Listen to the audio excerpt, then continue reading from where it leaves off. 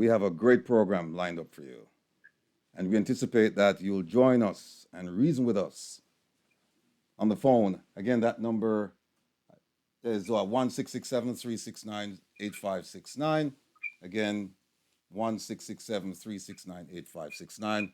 Or you can reach us in the chat room or via email. The email is rattiganwill@gmail.com. That's rattiganwil@gmail.com. For those of you who didn't hear my opening greetings, welcome, welcome, welcome. Again, I'm your host, Will Rattigan, on www.reggaeglobalradio.com. Today, I'm joined by Conrad Fireman O'Brien.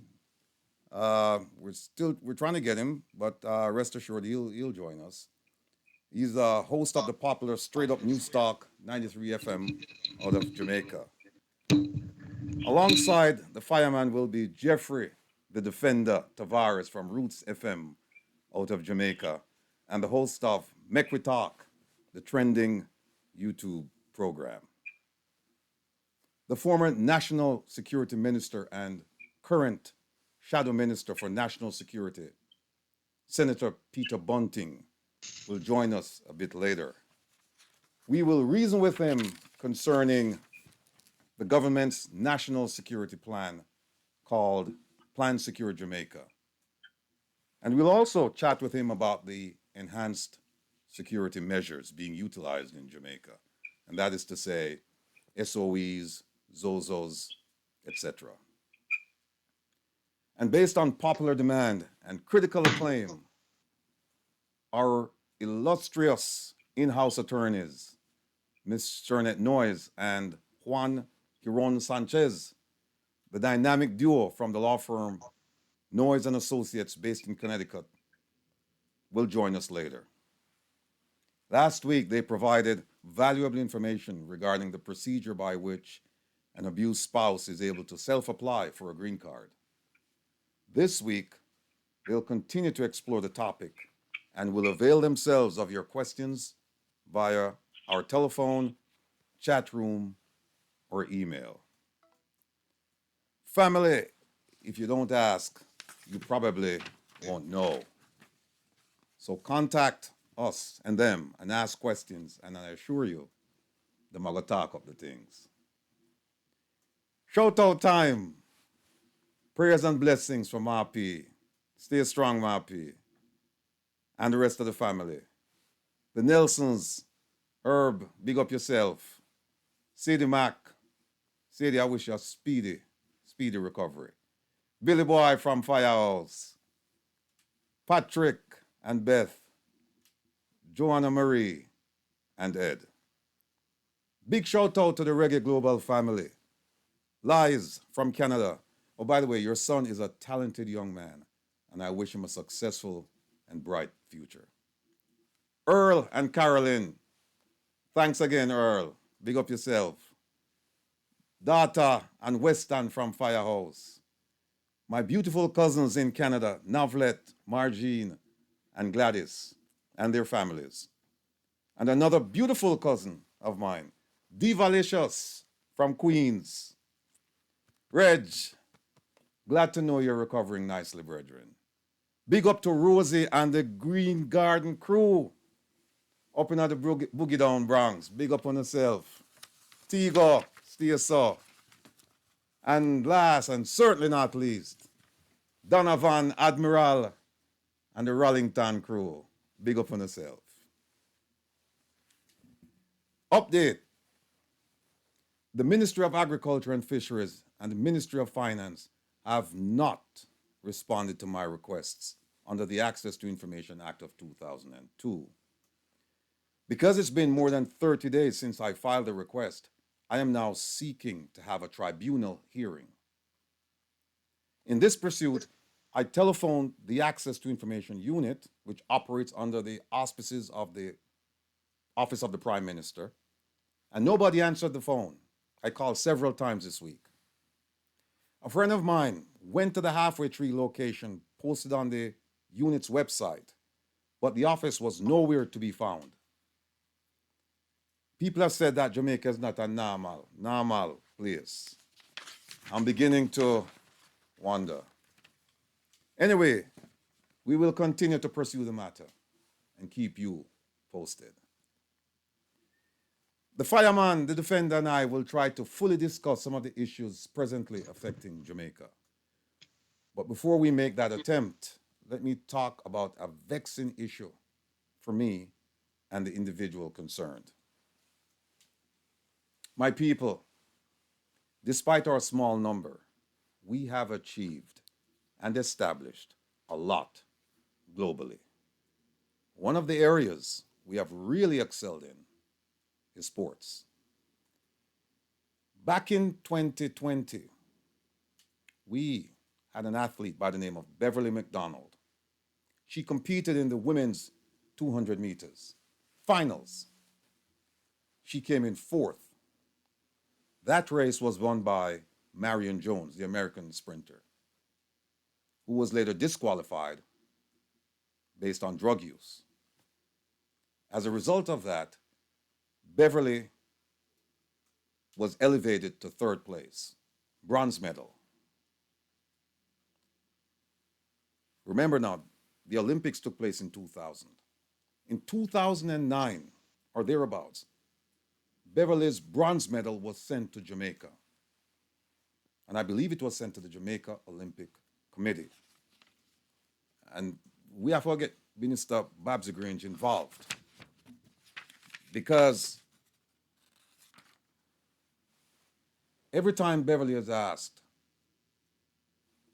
for the medal, every time she's made an inquiry, she's been told we're in receipt of your request, or we acknowledged your request. So, about 8-9 days ago, somewhere around there, I have the letters here. I reached out to the Jamaican Olympic Committee. The chairman or the president, his name is Mr. Samuda. And I reached out via email. And I basically made an inquiry to say, what happened to the medal? Why is it taking so long? I think it's 14 years now she's waiting for this medal. And he wrote me back, and in a very, shall we say, direct way, he said that I should go and speak to Mr. Fennell, the previous chairman or president. So I responded, and I said, no, the communication between the International Olympic Committee and the Jamaican Olympic Committee, that was between two organizations, not between two individuals. And because Mr. Fennell is no longer there, it's of no moment. So he wrote me back and he said essentially the same thing, that I should seek out Mr. Fennell and find out where the medal is. Now, if I'm wrong, people, tell me I'm wrong. If Beverly's wrong, let me hear your voices. Say she's wrong. Because guess what? I know we're not wrong. She put Jamaica on the map in that 200 meters finals by obtaining that bronze medal. And I'm sure when we're counting medals, we counted that one too. But the fact of the matter is that she doesn't have that medal. And I think it's deplorable that the Jamaican Olympic Committee, they're now sitting behind their desks without a care about this woman's medal. In fact, I said to Mr. Samoud, I said, now that you're the president, you have the absolute right to direct an investigation as to where this medal is. And if it cannot be found, then it's your duty. It's your duty to reach out to the International Olympic Committee and seek a replacement medal. That had no effect on him, none whatsoever. So Beverly is sitting now without a medal that she should have gotten back in 2009 or thereabouts. Now tell me, people, isn't this bureaucracy at its worst? We talk about our athletes. We praise them. We applaud them. We give them great acclaim. But in this case, where is the medal? We need the medal. And I will not stop until Beverly is in possession of her medal. I'm going to reach out to Minister Babsy Grange after the program, and then we'll see what happens. Moving right along, today it's come to my attention that there was a huge drug bust in Kingston. And I believe this is the third drug bust of this magnitude, of this nature. It's a fourth one within several months. And so we have to give the police their just due. I applaud the government for, their attempt to deal with the drug problem. And whether they're failing in other sections or not, this is something that they can actually proudly hold up and say, we're doing something, and I applaud them. I give them credit for that. The other thing is that we recently had a scandal, and I think the investigation is ongoing regarding the abuse of our at-risk children in Jamaica, girls. And we're going to do a full story on that. Not today, but it's very, very troubling, because the person who is accused of these wrongdoings, my understanding is that that person has left the island and they don't know where this person is.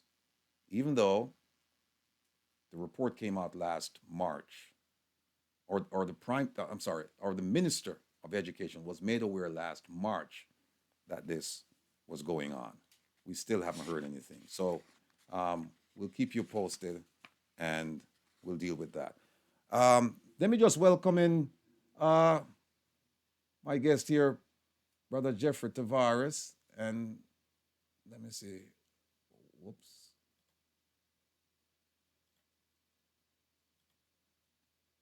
Okay.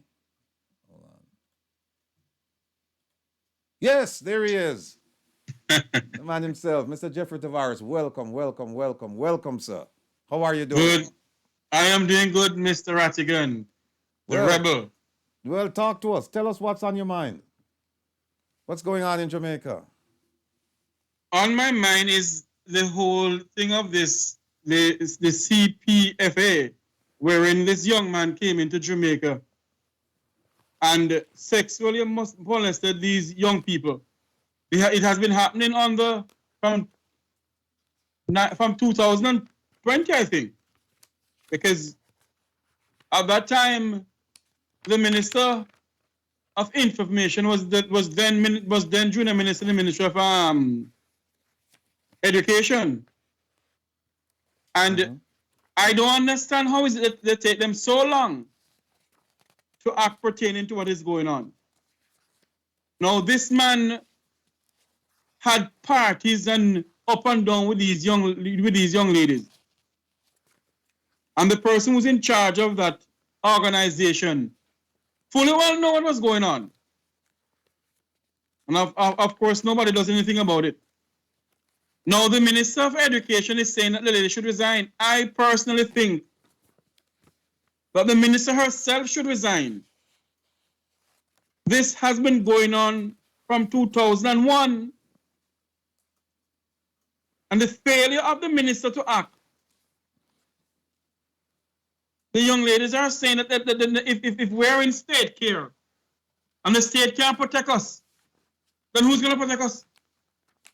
It makes absolutely no sense, Mr. Rattigan. But the minister is going to call on the lady to resign. And she herself, even the lady lied to her of what is going on. You, as a minister, You have the sole duty to get in contact with the American embassy to find out if a Tom Jones have been charged with anything in America. You, Minister Favour Williams, you have the sole duty to do so. And you have failed the people of this country. You have failed the young ladies. You have failed the Ministry of Education. And I think personally you should step down. You should resign as a minister. You and the current Minister of Information should step down.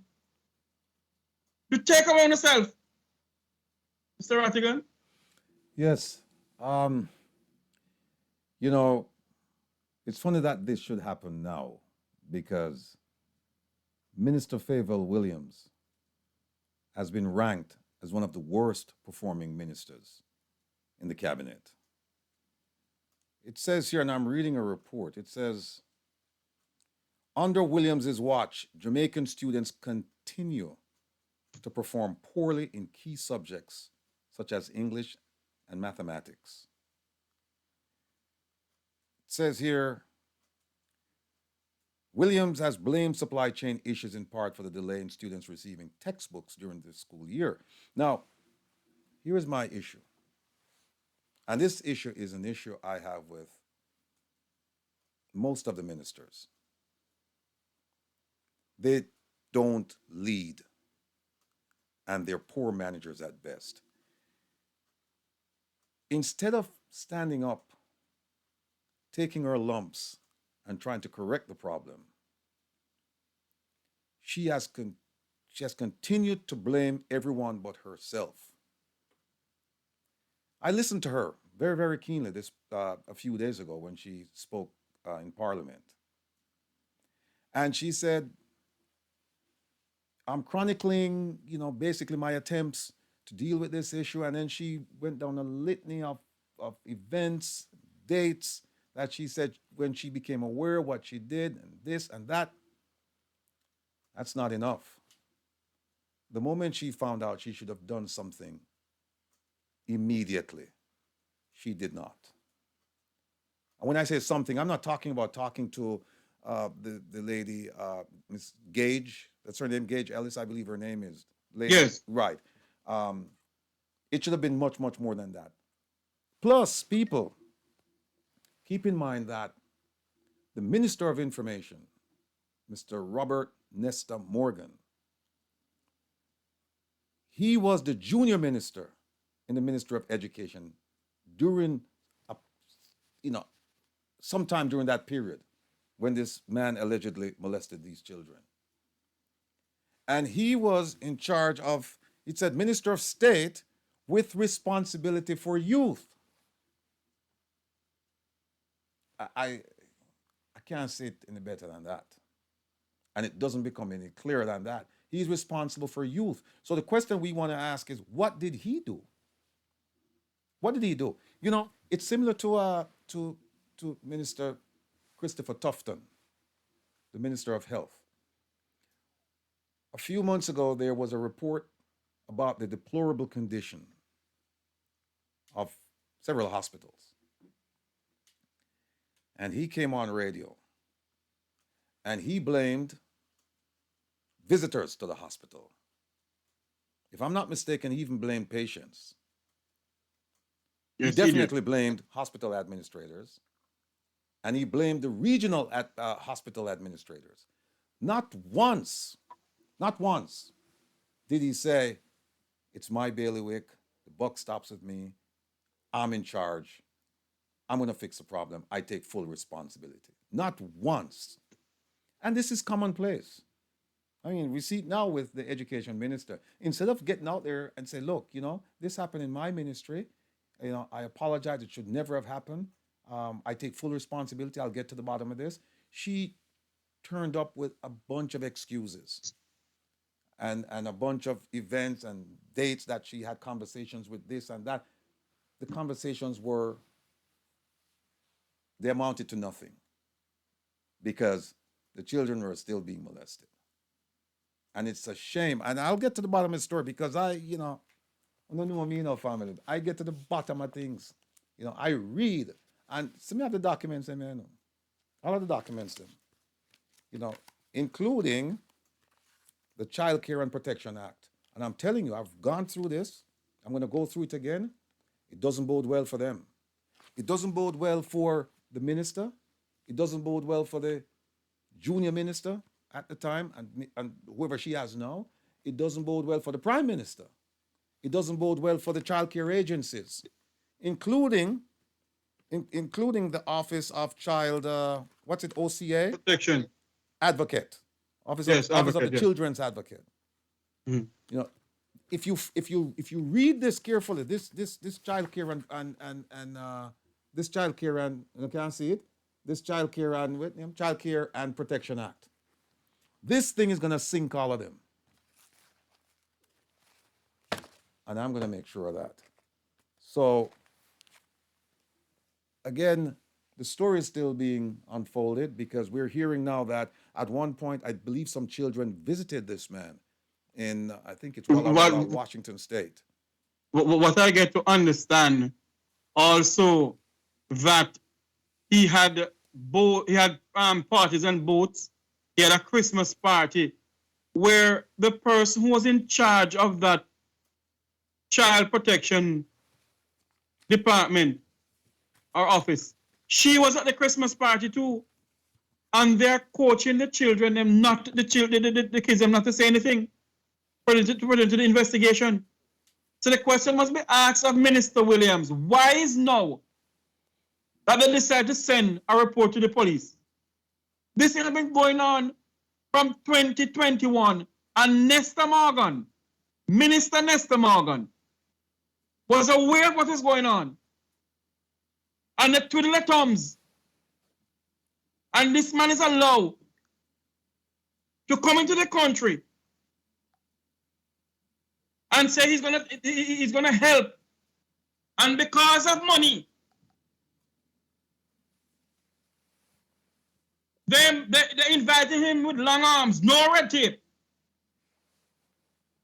It was a Jamaican who wanted to do it. There'll be red tape from Timbuktu to Blue Mountain Peak. You know, like you said, you cannot have somebody coming into your country offering you help with one of your most vulnerable communities, and you just accept that person without any due diligence, any background investigation, any checks whatsoever. Because if a simple Google check was done, in fact, you know what? I believe this gentleman came to Jamaica in 2011. I believe it was 2011 or thereabouts. But in 2014, his license was suspended in Washington for the same allegation that we're now making in Jamaica, right?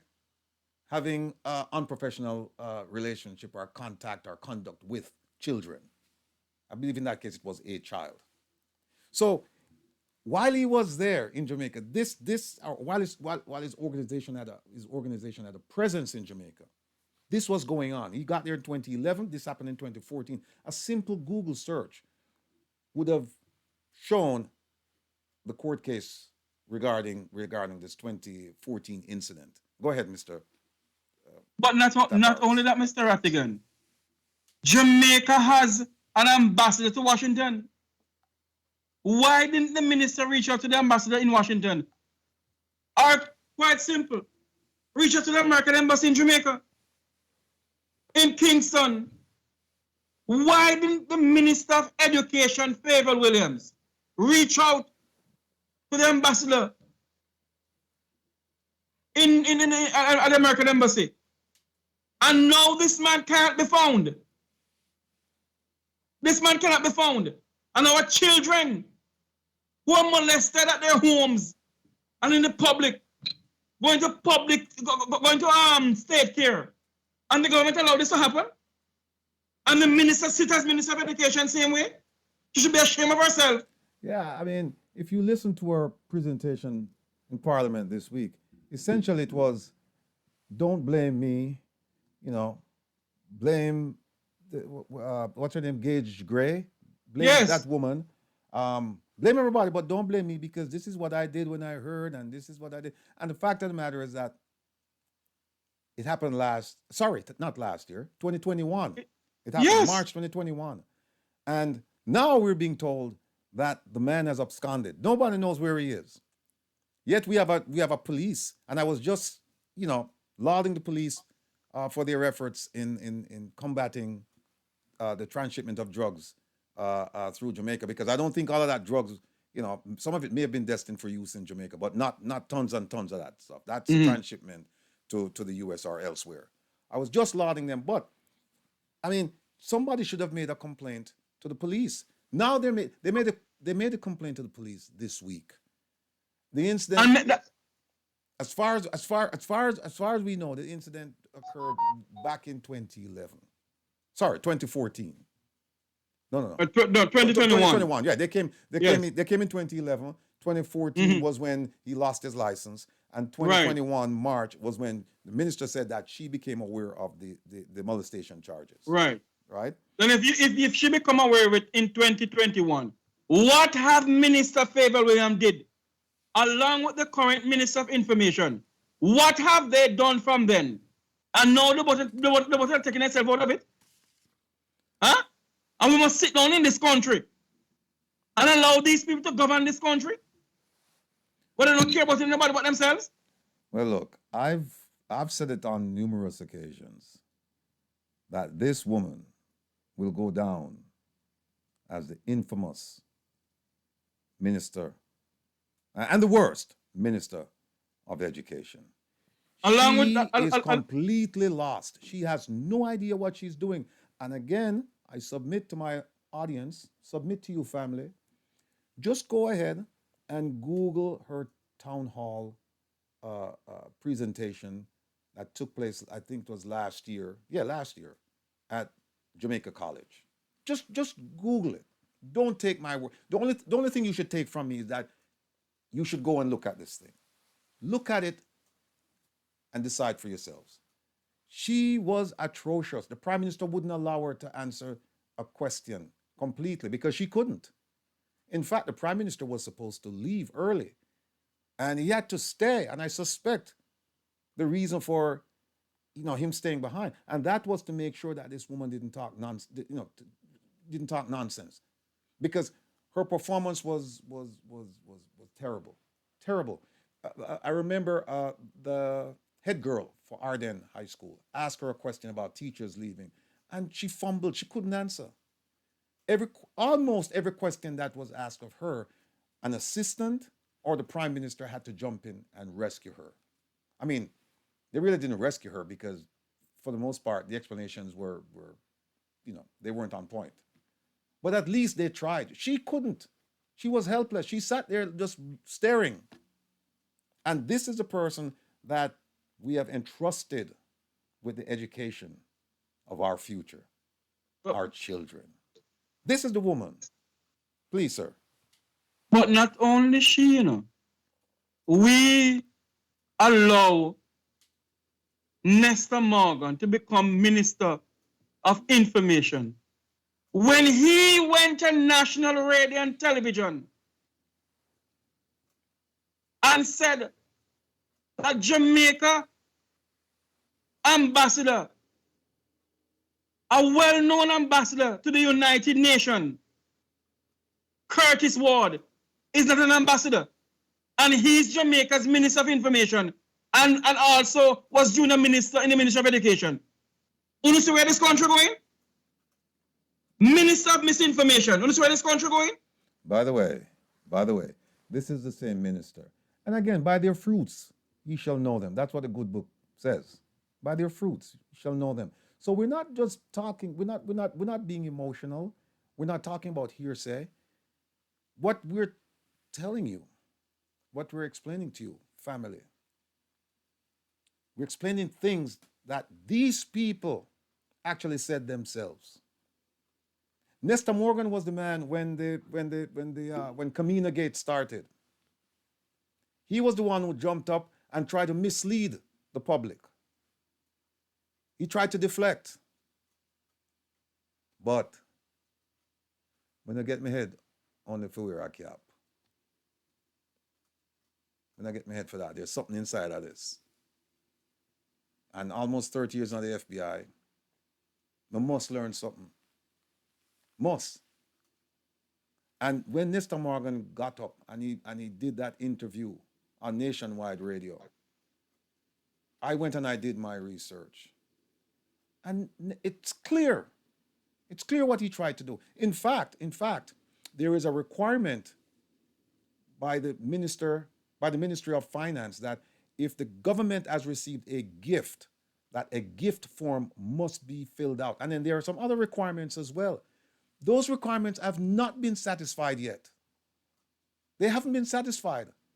That's why I filed under the Access to Information Act, to get that information.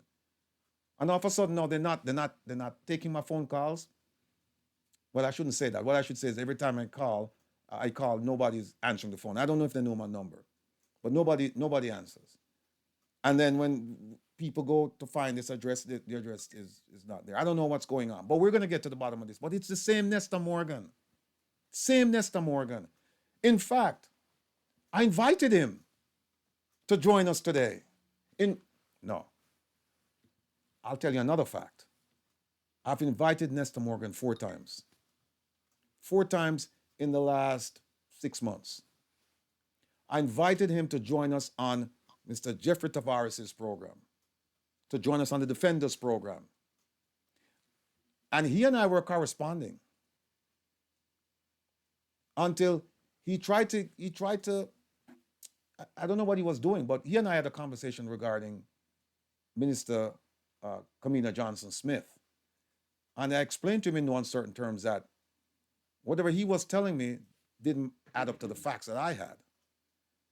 So he and I had a conversation going, and then I said, listen, why don't you... Then I started, as my crew from Rallington would, I said, beat and teach, right? So after I started beating and teaching, then him stop responding. But I sent him an invitation to join us on the Defenders program.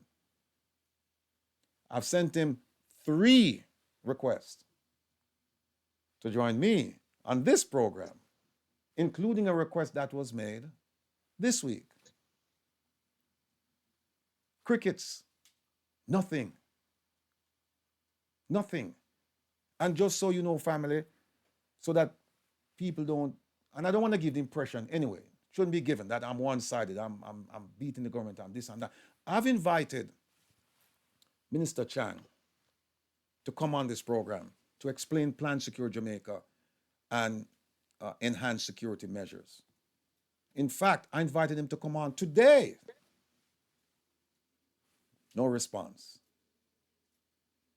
I've invited several ministers because, we want to be fair to them, because sometimes you get a story and that's just one version of it.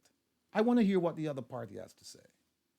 However, like I've said before, you don't ask questions if you don't, generally speaking, you don't ask questions if you don't know the answers. And when I ask questions, I already know the answers, for the most part.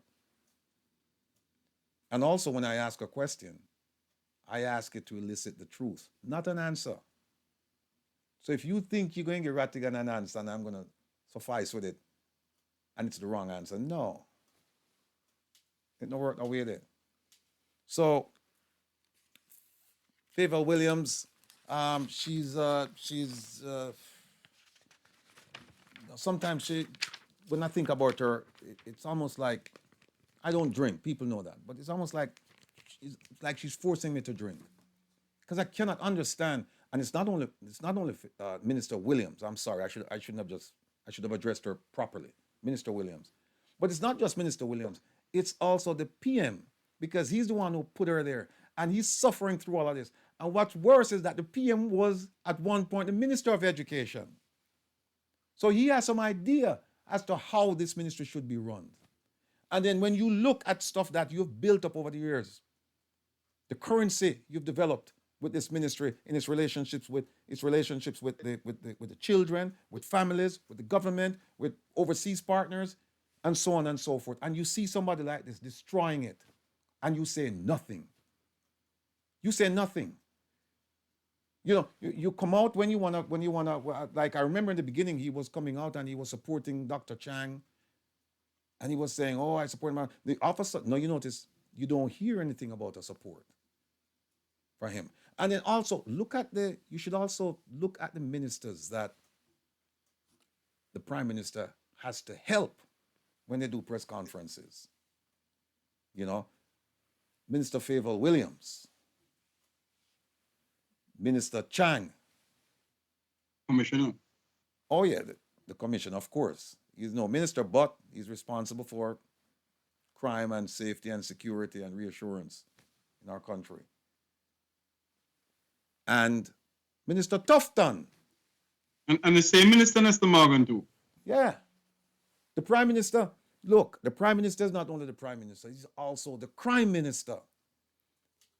He's responsible for addressing the crime issues because Minister Chang is absent. Oh, by the way, you know what? I have some information here about Minister Chang. I hope I can find it. Okay, here we go. All right. Minister Chang traveled to St. Lucia for 2 days in December with a quote unquote special delegation from Jamaica. Why? Did anybody hear about the results of this travel? Did anybody know why he was going, what he accomplished when he was there? When he came back, did he have a conference to say, to provide Jamaica with the results of the trip, considering that taxpayers paid for this? No. But here's why he went. He went, and people, we're not going to laugh when they hear this. We're not going to laugh. No laugh when they hear this. Right? No laugh. Carolyn, behave yourself. I can see you right now. You are saying, Papa Jesus, come with it. Bangarang. Right? Radam. That was a Radam and Bangarang. But listen to this.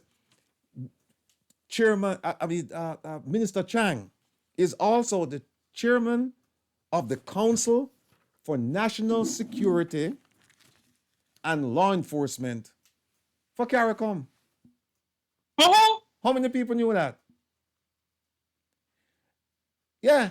And he went to meet with the incoming chairman because his term expired. So he went to meet with the incoming chairman, Philip Pierre of St. Lucia. Now, this organization I just mentioned to you, this Council for National Security and Law Enforcement, this organization is a CARICOM organization that is responsible for the formulation of regional security policies and its coordination. Now, given Dr. Chang's background, what does he know about the subject? What has been his accomplishment in this organization? We haven't heard from him. Now, keep in mind that Dr. Chang can't even protect Jamaica. Dr. Chang can't even protect his constituency. And Dr. Chang, I represent a CARICOM organization for regional security. Radam, as Jeffrey said, Bangarang. My God in heaven help us. And none of this was mentioned because people ask questions like, wait a minute, if you can't control crime in Jamaica, how is it that you're the chairman for this organization responsible for coordination, formulation of regional security policy for CARICOM? You can't do it in one country, your country, Jamaica.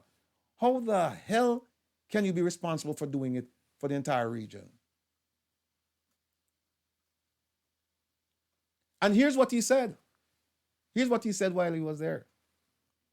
He said, when there are security challenges in Jamaica or St. Lucia, it impacts on all of us. We are one Caribbean, and we have to work together to combat all security threats to the region. People, I hope you understand where I come from. This is a medical doctor with no law enforcement experience. None. Who was a minister of national security in Jamaica, right? And also the chairman of this CARICOM organization. I wonder for the Siwagwan. That's why I didn't mention, not because people that start asking questions like, wait a minute, how him gone so and we never know say him in charge of this thing. Think about this. How many people knew about this that he was in charge of that in charge of that organization. He was a chairman. How many people knew about it? You know what? Maybe he never even knew. Maybe he never know. Maybe one of his aides said to him, "Hey, Dr. Chang, Minister Chang, your term up. We have to go now, and we have to hand over the baton to the incoming guy." And maybe that's why I'm just not saying nothing. Him just say, "Well, you know what? I better not say nothing because people say, oh, me can't control." Never mind Jamaica. His constituency. This man cannot control crime in his constituency. And him in charge of formulating policies for regional crime activities for CARICOM? Come on. Then, Mr. Rattigan, imagine if he was the Minister of Health for Jamaica. God help us. Would have dead like fly, man. Would have dead like corn dog. Would have dead like corn dog or bush. Yes. God help us. People, these are the things I'm talking about. These are the things I'm talking about. You know? Let me read it again. See it. Please do. Dr. Chang. No, hold on, Mr. Rattigan. Yeah. Please tell your listeners and your viewers where Dr. Chang was in charge of. Okay. A part of who carry who? Okay, sir. Okay. Please do. God Minister help us Chang, until December of last year, he was the chairman of the Council for National Security and Law Enforcement for CARICOM. For CARICOM. And You sure? Are you sure you see it properly? Yes, indeed, I am. I have some more documents here. One break, I will get them together. But it's like I couldn't believe it. I couldn't believe my eyes. I would bounty killer and this song says, "Me can't believe me eye. Me can't believe me eye. Me can't believe me eye. Father, can't help believe this us. happened." Yes, Dr. Chang. That's why he went there. That's why he went there. So, but the question, Mr. Rattigan, must be asked. How on earth, who is the chairman for CARICOM? Is it Mayor Motley? I'm not sure. But who serves as the chairman for CARICOM? Why on earth did you pick a person who can't even secure his own country? Where gunmen are shooting down our people at Blackbird? The criminals are becoming a clear and present danger to the national security of the citizens of our country. And this man is in charge of the carry who? Regional who? Well,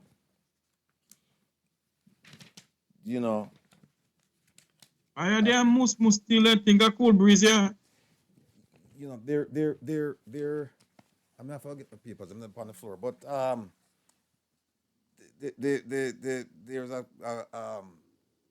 there's an organization in CARICOM. It's called CARICOM Implementing Agency for Crime and Security, right? Mm-hmm. And somebody should ask Dr. Chang about that.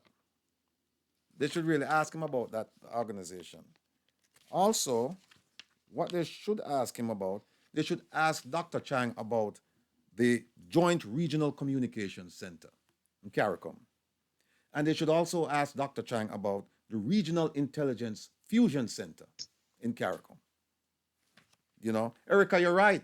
Everybody dead. If we allow this to continue. If he was Minister of Health, Dag Niam would suffer. We're dead. Because this Regional Intelligence Fusion Center, right? This is something that we should have been using. This is something that we should have been using. Then the other one, the Joint Regional Communication Center, this is something that we should have been using. So, for example, that plane will fly from Mexico and end up in Jamaica. Rocky Point. Rocky Point, yes. If we had good liaison with these folks, that should have been discovered. If we had good liaison with Southcom in Florida, that should have been discovered. But Mr. Rattigan, the question, as I always say, must be asked. Is it that we have good liaison with Southcom. Based on the utterance of the Minister of National Security, he came out and said all the occupants of the plane already left Jamaica. So that story done. He dead. That's exactly what he's saying. Well, that should tell you that they don't take national security issues seriously. Now, the Prime Minister, 2 days ago or maybe yesterday, came out and he's talking about the office of the Yes, national security advisor. advisor, right? I heard him with it. Yeah, and people, listen. When people give you fancy speeches, and I've heard lots of them all over the world, just ask the basic questions: who, why, what, where, Where? how. Just ask the basic questions. And then you follow up by saying, show me. Show me what you've done. Don't just listen to it. In 2016, the Prime Minister announced that he was creating, 2016, 2017, that he was creating the Office of the National Security Advisor.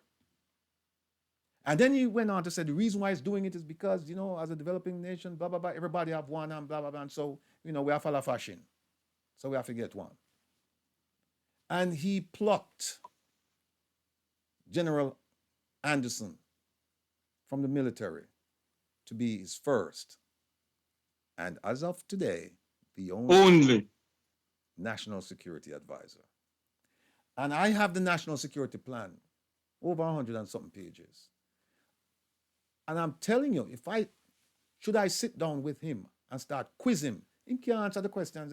I can ask him 10 questions from that document and he cannot answer me. Me know that. Absolutely sure about that. And then after serving there for, I think, over a year, he moved him, and people will say it's the Police Services Commission, but we all know that all of the deal was done, the die was cast, and so he was selected for the position. So he went over to the police. The question should have been, and the question still is, who replaced him? You remember, you come out and make big speech in the parliament, say you need a national security advisor, right? And so you got funding for that, and they created an office for that, and then you move the man and you don't replace him. So the question is, you really never needed. You never really needed one. And also the question must be asked, Mr. Rattigan, where is all those funding? And not only that, Mr. Rattigan, the people of our country gave Andrew Michael Holness a mandate. He ran in the 2016 election that he can make you sleep with the doors and window open. One man trying nearly dead. So the people right now, Mr. Holness, is disappointed in you. They are disappointed in you and your administration. The people of Jamaica is disappointed in you. They don't trust your administration, Mr. Holness. The Jamaican people are gunned down every day like blackbird in their own country. We pay you all to take care of us. You are the servant of the people of our country. Yet we are being gunned down. No better barrel, no better herring. And the time has come for us to stand up. We will not allow this anymore in our country, Mr. Holness. Well, you know what? He said that back in 2016, I believe it was. He said that he was going to ensure. He said that the JLP, his party was the only party that knew how to fight crime, and that you'd be able to sleep with your windows and your doors open. Fast forward, about 2 years ago in Parliament, he said, "Well, it's a goal. It's a goal. First it was a promise, and now it's a goal. But this is political speak. This is how they operate, and that's why we're trying to educate. We're trying to inform the Jamaican populace to say, listen, I don't care who you vote for. If you vote for, as I said before, if you vote for PNP, JLP, MAP, Brother P, I don't know. But make sure that you're an informed voter. Make sure that You know what the facts are, and you don't fall for political rhetoric. And most of all, my people, don't sell out your vote for $5,000 and a two-piece chicken and a T-shirt and maybe a baseball cap. Don't do that. Don't do that, because your vote is not only for you, your vote is also for your children. Your vote is not only for the present, your vote is also for the future.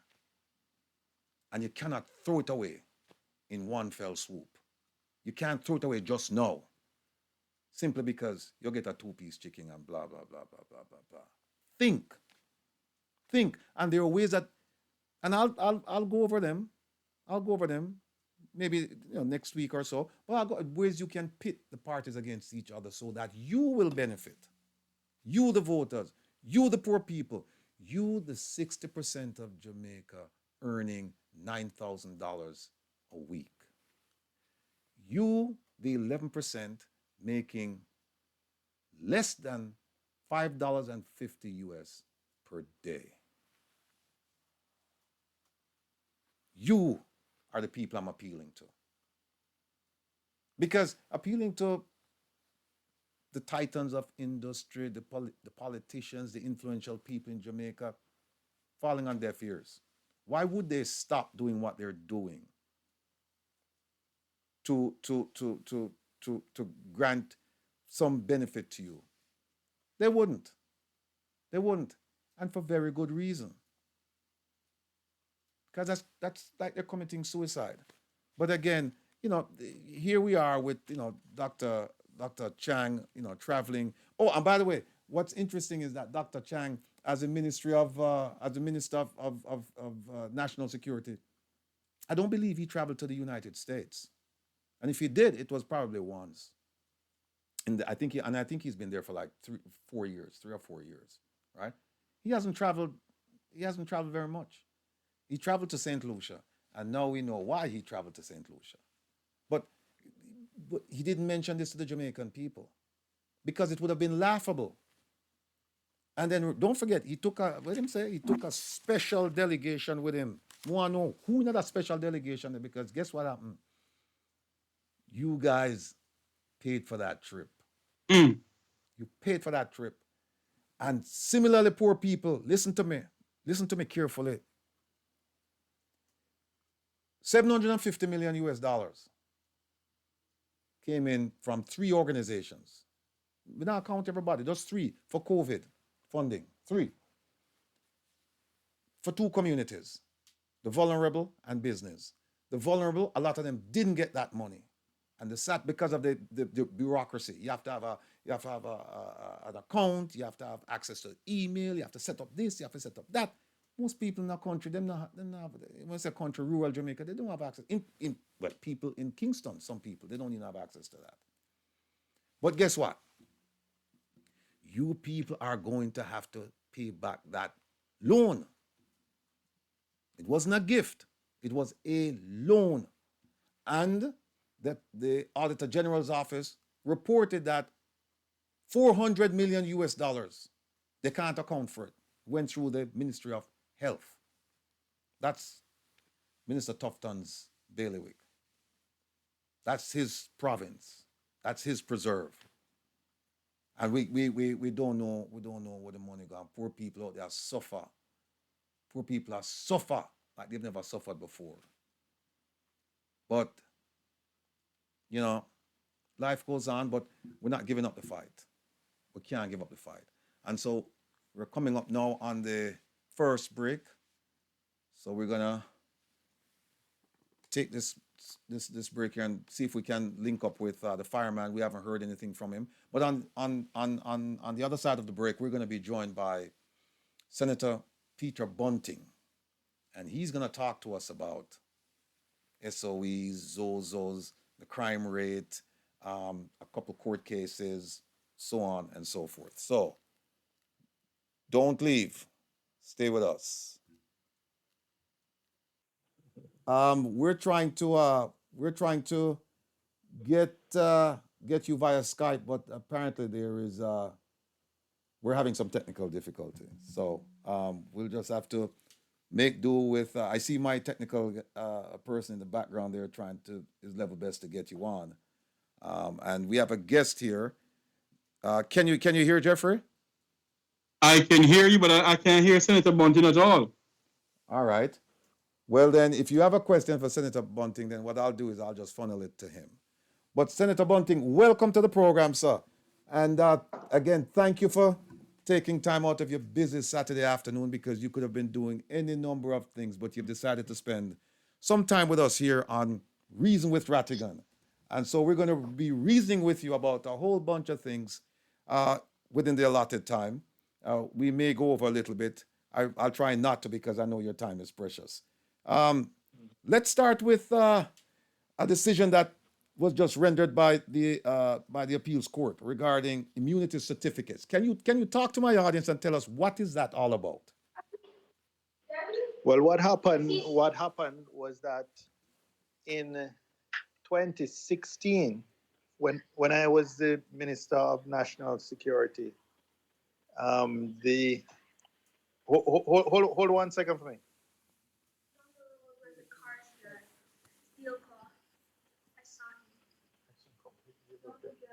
Uh, No, take your time. Hello. You know, it's a family program, so we understand. You know what I mean? We're not pressed for Yes, time. yes. Yeah.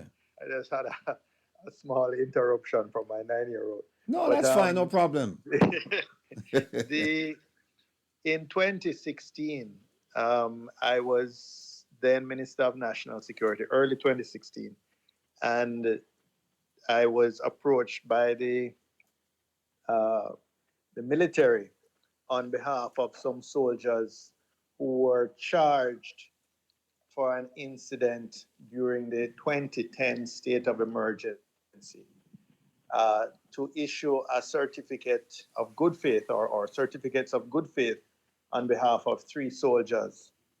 Now, what you may not know, or your listeners may not know, is that during a state of emergency, both the one in 2010 and every one since that, there are emergency powers regulations, which are issued by the Governor General when he declares the states of emergency, that gives immunity to the security forces for acts done in good faith. This is immunity from prosecution.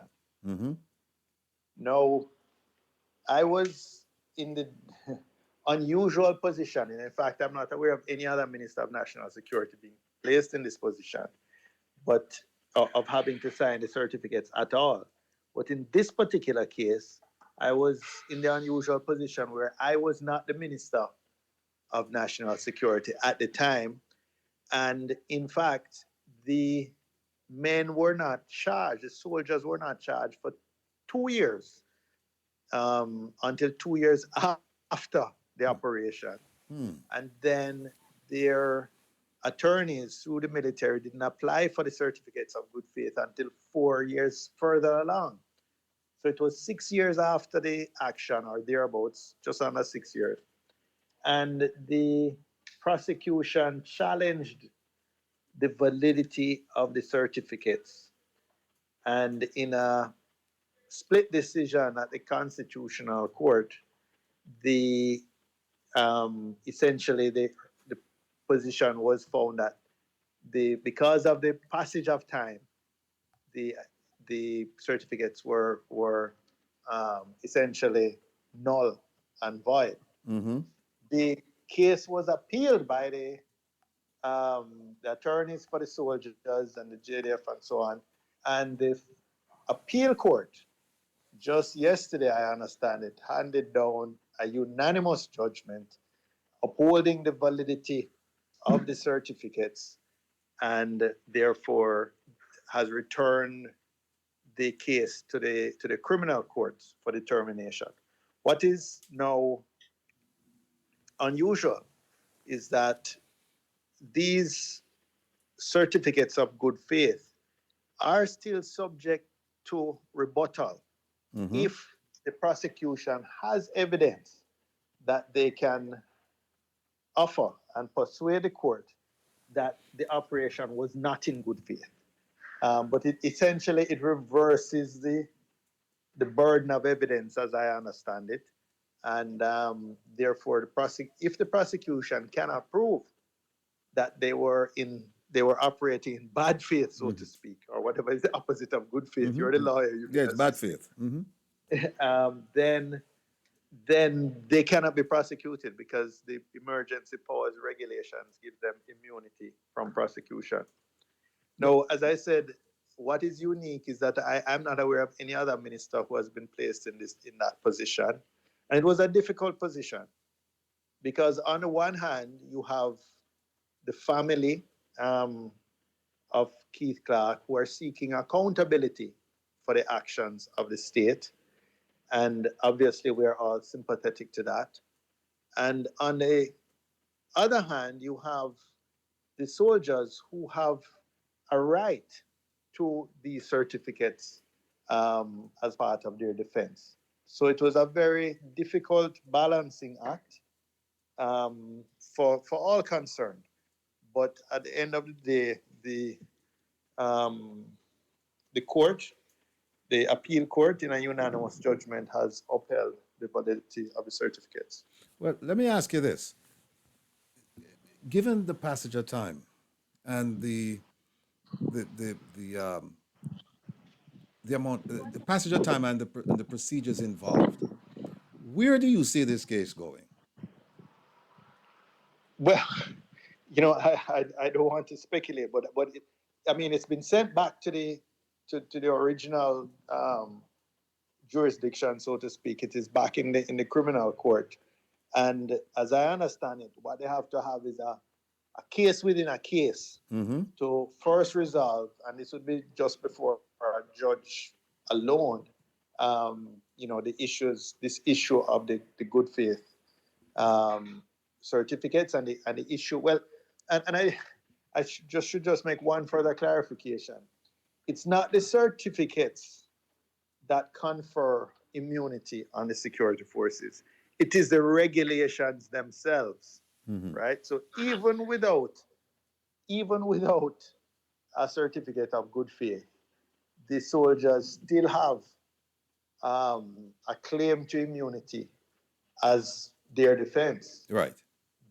based on the emergency powers regulations. Okay. So the only way that this immunity is removed from them is if it can be proved. There is some evidence that can be offered to persuade the court, as I understand it, that they were operating in bad faith. Now, is this the first time? Is this the only instance where you have something like this? This is the only instance that I'm aware of. Remember, up to 2010, I believe that had only been the third time in the independent history of Jamaica that a state of emergency had been called. Prior to 2018, we had only had 3 states of emergency called in well over half a century. So it's only since 2018 that this serial and routine use of states of emergency as a tool of policing has been instituted by this administration. And part of the reason, that I have consistently been opposed to that serial and routine use of states of emergency. And part of that reason is precisely because it gives immunity to the security forces. Now, that could never have been designed for day-to-day use. That must have been designed for very exceptional situations when the state was under such threat that it had to give essentially powers of martial law to the security forces and suspend on a wholesale basis the rights of citizens. Well, let me ask you this. Let me use that explanation to segue to this question. Since 2017 until I think it's 2017, 2018, and maybe 2019, I'm open to being fully corrected regarding the dates. The opposition party concurred with the government and granted an extension. Now, when the government moves for a state of emergency, that's good for up to 14 days. When the opposition joins, forces with the government and says, "Okay, we're going to give you an extension," that's good for up to 90 days. If I'm reading the appropriate provisions correctly. That's So correct. Yes, so that's correct. so the question I'm asking then is, and I've thought about it long and hard, and people have asked me, so I'm asking you the question: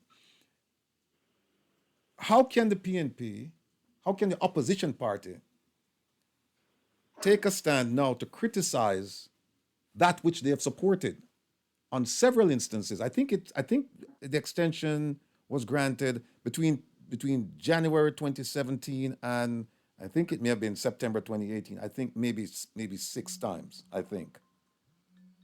Well, I think it was perhaps 3 or 4 times, but there was more than one state of emergency. So if I think there were two areas. Um, One was in St. James and the west side, and one was in the corporate area or the metropolitan area of Kingston and St. Andrew and St. Catherine. So between the two of them, each would have been extended maybe 3 times to take you from the original declaration early in the year to the end of the year. And then in December, when I think they came for the either the fourth, I believe it was the fourth extension, um, the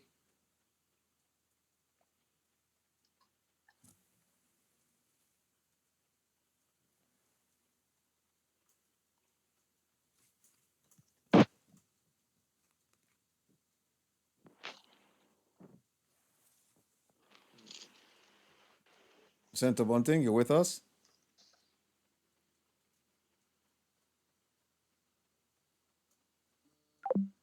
Oh, again, we're having some technical difficulty. Okay. I'll wait for him to call back. But the point I was trying to make, or the question that I was seeking an answer to, is that the opposition party has made it abundantly clear that they don't support states of emergency. However, we know, and he just said it, that they supported it in 2017, 2018. So the question is, how can you now say that, you know, how can you get on a pedestal and then criticize the government since you've always supported states of emergency? And we're waiting to get. But Hello? it's only me, Mr. Rattigan. Okay. Yes, go ahead, sir. Yes, when the Senate, if the senator come back on, could you ask him the question I put in the chat room for you, sir? I didn't see anything in the chat room. No, in yours, in the Skype chat room, Mr. Oh, okay. Rattigan. Yeah, go ahead. You ask him that's one of the questions. The first one is all of the questions. But since but maybe you're strapped for time, so Okay, yeah, I'll ask him. I guess I'll just have to wait for him to call me back. Here he is. Yes, Senator Bunting. we got cut off. I'm sorry about that. I'm not sure whose side it was, but Probably my side. I realized that I have to call you back. Yeah. I should apologize, but so you know how things are. We've been beset by technical difficulties since we started this program, and there have been insinuations that certain people are behind this, but we leave it at that. But yeah, getting back to the question about the opposition now saying that they don't support it when. So we had supported it for, I believe, either 3 or 4 extensions. And then when we realized that this was not a tool responding to a temporary situation, but now was being used as a routine tool, and the Prime Minister was talking about using it for the next 5 or 7 years, had serious doubts. I, in particular, had very serious doubts about the constitutionality, and we got an opinion from a senior King's Counsel and constitutional law expert that confirmed for us that this was an unconstitutional use of states of emergency. When that occurred, we stopped supporting it. Um, and in fact, we did not support the extension in December, and they expired in January. Since that time, some of us, including myself, have never voted for an extension. I believe there were some extensions where one or two persons from our side did continue to support the government. Beyond that, now the as you know, you only need one person in the Senate, one senator, to support the government, and you needed 2/3 in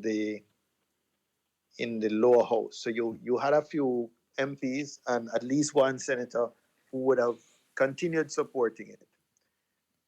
The SOE was challenged. The constitutionality of it was challenged by some of the detainees, some of the persons who had been detained for over a year in some cases without charge under the regulation of states of emergency.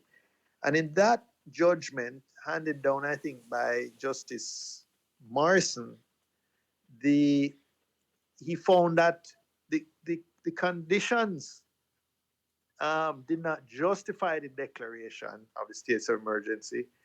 The regulations were flawed, and so on. And basically now we had a court judgment that supported the position of the Learned King's Council, the opinion of the Learned King's Council.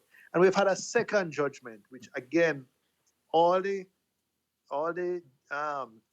cases that have been brought have been upheld, in terms of the unconstitutionality of whether it's the regulations or the declaration. So those cases are under appeal, I understand, by the government, but there doesn't seem to be any urgency in pushing them through. But in the meantime, it's almost contemptuous of the court that the government keeps declaring these states of emergency. The opposition has not supported any extension. So they're now, when they don't get the extension, they wait a few days and then declare another 14 day. And now they're starting a serial 14-day declaration, Right. which is clearly an abuse of power. And I think the opposition leader has signaled that that is also going to be challenged in the court. Let me ask you this: when I have the case, I just can't put my hands on it right now. At least one of the two cases. When was the earliest decision rendered by the court? The earliest decision, I think, was rendered in around the end of 2019. It could be 2019 or 2020. May have been 2020. Yes, I think it was around the end of 2020. Okay. The reason I ask that question is this: why? And I know you said that there are people in the opposition who actually voted for the extension. Prior to the court's judgment. Right. Now the question I have is this: why did it take 4 tries? At least I'm looking at some dates here. I see where extensions were granted in January of 2018. I think May, July, August, December. So the question for me is, why did it take so long for the opposition to realize that, wait a minute, to get a legal opinion as to why didn't they get the legal opinion before? I guess that's a question I'm asking. Once the government said, hey, we're going to go forward with the state of emergency, why didn't the opposition say, wait a minute, before you can do that, let's get an opinion before we can support you? Why did you have to wait until 4 extensions to say, wait a minute, you know what, let's get an opinion? That's a good question. I was, not leading the opposition, nor did I have. I don't think I had portfolio responsibility at the time. But in hindsight, perhaps we should have sought it earlier. But I really don't think we had anticipated that it would have become a permanent feature. And when it was first declared, I mean, 2017 was an outlier in the sense of having perhaps the most murders we'd had in a long time, Yeah, in over a 1600 plus. decade, Mm-hmm. right? Mm-hmm. And therefore, the initial declaration, particularly in St. James, it was felt was justified because it met the criteria, at least within that parish. And remember now, none of us were experts, one, on states of emergency post Charter of Rights. Mm-hmm. And let me just back up now, because many people may not realize that up to 2011, when the uh, Charter of Rights was replaced the old Bill of Rights in the Constitution, the government, you only needed a simple majority to extend a state of emergency, a simple majority of the whole house. Okay. So governments, the opposition didn't have the sort of oversight role, and the special responsibility to protect the rights of citizens that was given to us in that 2011 Charter of Rights. So now this was a new paradigm we were all operating under and becoming familiar with. So even within, I can tell you, within the opposition, there were conflicting views Mm-hmm. as to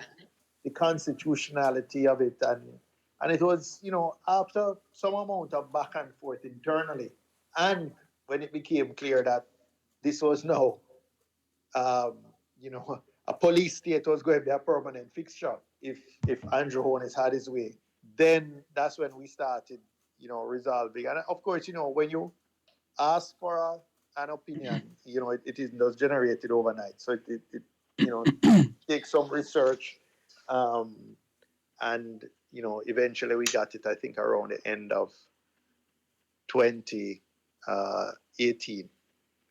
Let me ask you this question, and it's one that I've done some research on. The prime minister cannot declare a state of emergency. That's done by the governor general. And I went through and I started looking at the Constitution, and it says there clearly that and I've done a program, or at least a segment on one of my programs called "Who Are the Real Big Man in Jamaica?" And the real big man, based on the Constitution, appears to be the Governor General, because it says no law can pass unless his signature is attached to it. Right? He has to. Everything must come through him. The interesting thing about him is that it says that even though he has to consult and meet with opposition and the government and this and that, he doesn't have to listen to any advice given to him. It gives him the absolute discretion to veer away from any advice he's given. And there's no recourse. You can't sue him in court. Now, given that there is a court decision saying that the way states of emergency have been applied in Jamaica, they're illegal, they're unconstitutional. And the fact that the Governor General keeps signing off on these things, does the opposition have the appetite to write to the Governor General's boss, King Charles, to say, listen, you are a man of integrity. You are a man who believes in good governance, who believes in the rule of law. And you have a representative in our country, Jamaica, who doesn't. Because there are two court decisions right now that say states of emergency as implemented by the government are unconstitutional. Yet he's still signing off on them, even though he has the discretionary right not to. Does the opposition have the appetite to write to his boss? Well, to be honest with you, I can't. That's above my pay grade to speak on behalf of the opposition. No, man, you're paying enough, man. But no, and I say that because it's not something that we have discussed and come to a position on. And I wouldn't, I'm not, again, a constitutional expert and not even a lawyer. So I would have to seek advice on it. Okay. But it's an interesting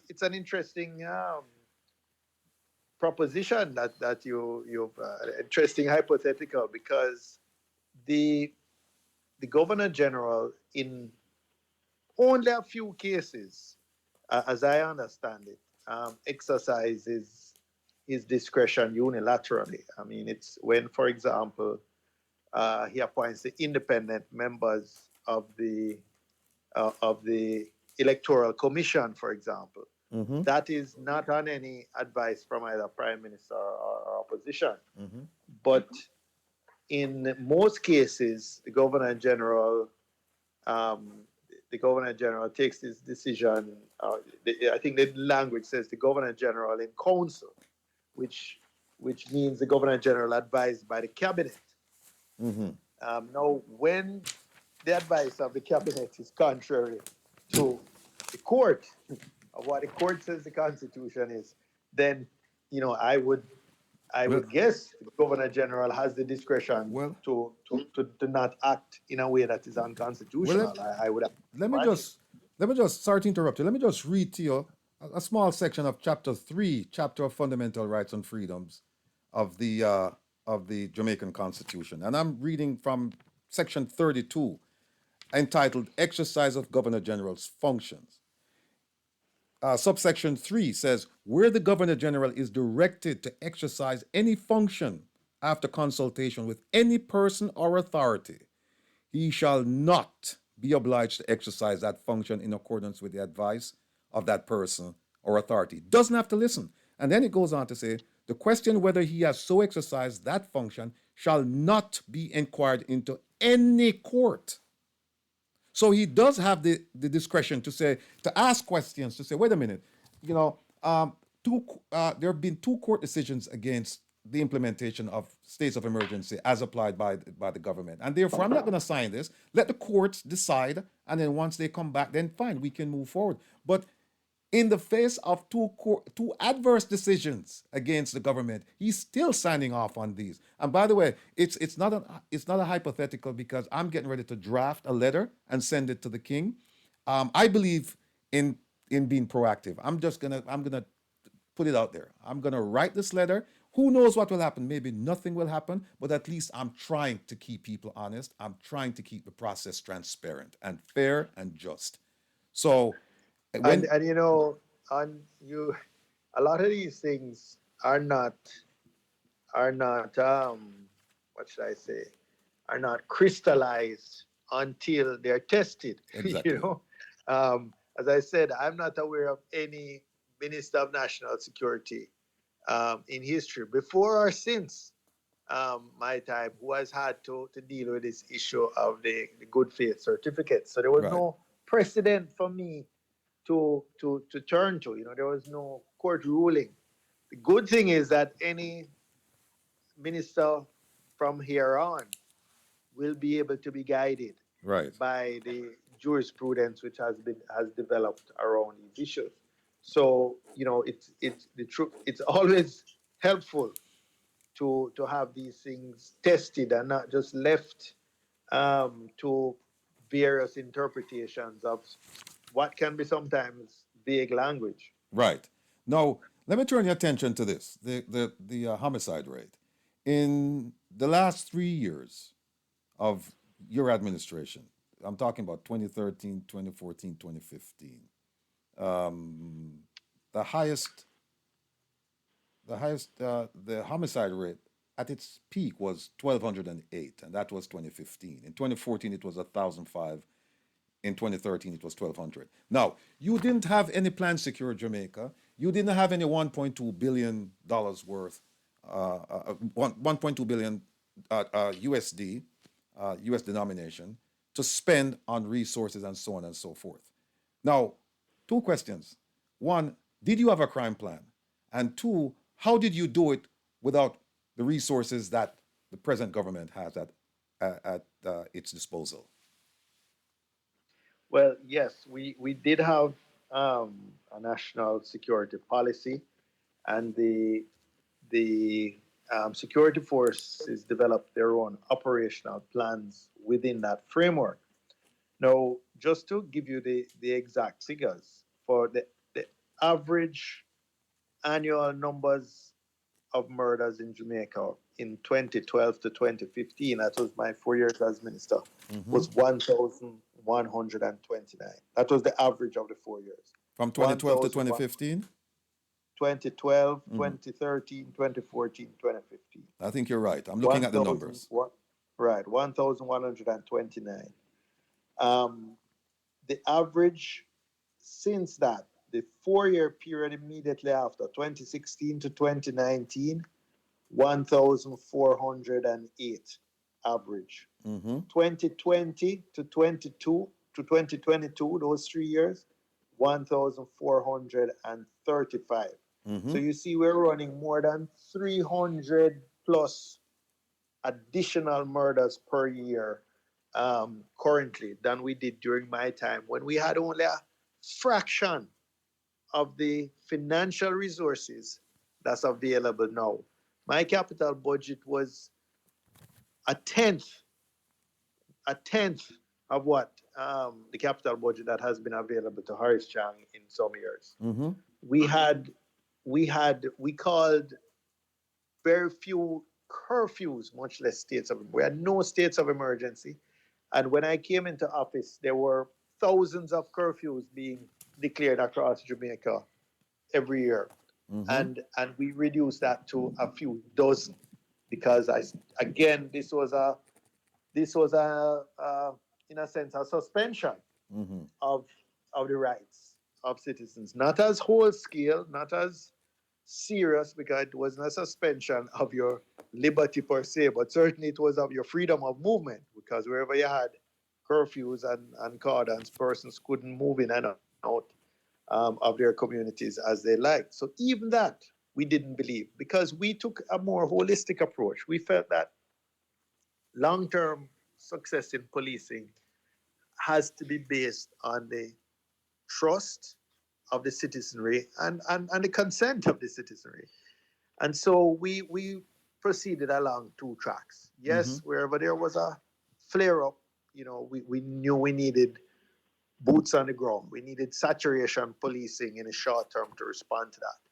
But longer term, we knew that you had to have crime prevention strategies as the longer term foundational approach to reducing violence in Jamaica. Mm-hmm. So, some of the things we did that didn't cost any money, but reduce the friction between the police and the citizenry, was decriminalizing ganja for personal use, for Mm-hmm. example.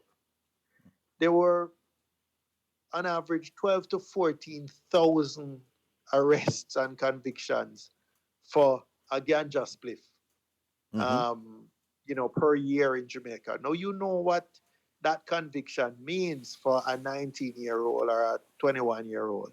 Means they can't get a visa. Right. Means they can't get jobs in public and private. Many private and public entities will not employ persons who have a criminal record. So basically, you often then push these persons to the margins of the economy and made them much more vulnerable to being recruited by gangs or getting involved in criminal enterprises. And the citizens didn't see a ganja spliff as something serious. They didn't see it materially different from somebody drinking a white rum or Mm-hmm. or alcohol. Right. So what they felt was that the police would, when they wanted to harass, and I put that in quotation marks, harass somebody, when they would come up with a truck and scrape up everybody off the corner, Mm-hmm. um, on the basis of somebody or a couple of them were smoking ganja spliffs, it created a hostility between the community and the police. Mm-hmm. And we moved to reduce that. We moved to increase proximity policing. We set up police posts in many of the hotspot communities so that they would get to know the police, they would get to trust the police, and the police would also similarly know who is Miss Gatty nephew and not a stranger in the community, would know who is this one's son and grandson understand the networks and the connections and all of that, as you well know, lead to much more effective policing than when you bring in, the sort of the special forces looking guys in their ballistic helmets and vests and assault rifles who don't know anybody in the community are brought in a kind of special operation and scrape up a whole heap of people. It's really not effective. It's net fishing when you really want spear fishing. So we did a lot of those sorts of things. We trained violence interrupters who went into communities and were deployed to break the cycle of reprisal and counter reprisal, where one shooting or one murder can quickly escalate to 8 or 10 in a few cycles of reprisal and counter reprisal. We invested in communities through the Citizen Security and Justice Project, training young people, making them more employable, putting in community facilities, reducing the criminogenic nature of the environment. Of course, all these things were just beginning to yield results. They were still in early stages, but was very promising. Um, Unfortunately, they were all abandoned. The whole Unite for Change initiative and so on that we had going, which took this holistic approach, all of that was abandoned when the new administration came in. And so we're not surprised that, 7 years on, we're we're 25%, almost 30% more murders per year on average, than we were during my time. Well, you mentioned that because I asked you a specific question whether or not the government during your tenure as Minister of National Security had a crime plan, and said you indicated that no, it wasn't a crime plan; it was a national security plan. Now, that's the same, and I've read that plan. That's the same plan that this government has used uh, to formulate Plan Secure Jamaica. If you look at Plan Secure Jamaica and you compare it to the National Security Plan, you see that it's an abbreviated form of the National Yeah, man. Security Plan, right? It's the exact same thing. I remember looking at it, and they say we had 4 pillars that it was standing on. They split one of them in two and said their own is on 5 pillars. I'm looking at it right now. I'm looking at it right now. The five pillar. But the thing Yeah. is, the point I'm trying, the question I'm asking you is this: if you're going to be using the same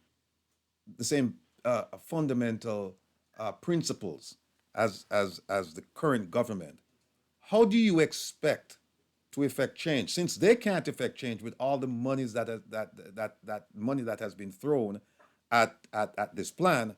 How would you be different in addressing crime in Jamaica, considering that you'll be using essentially the same plan, the national security plan?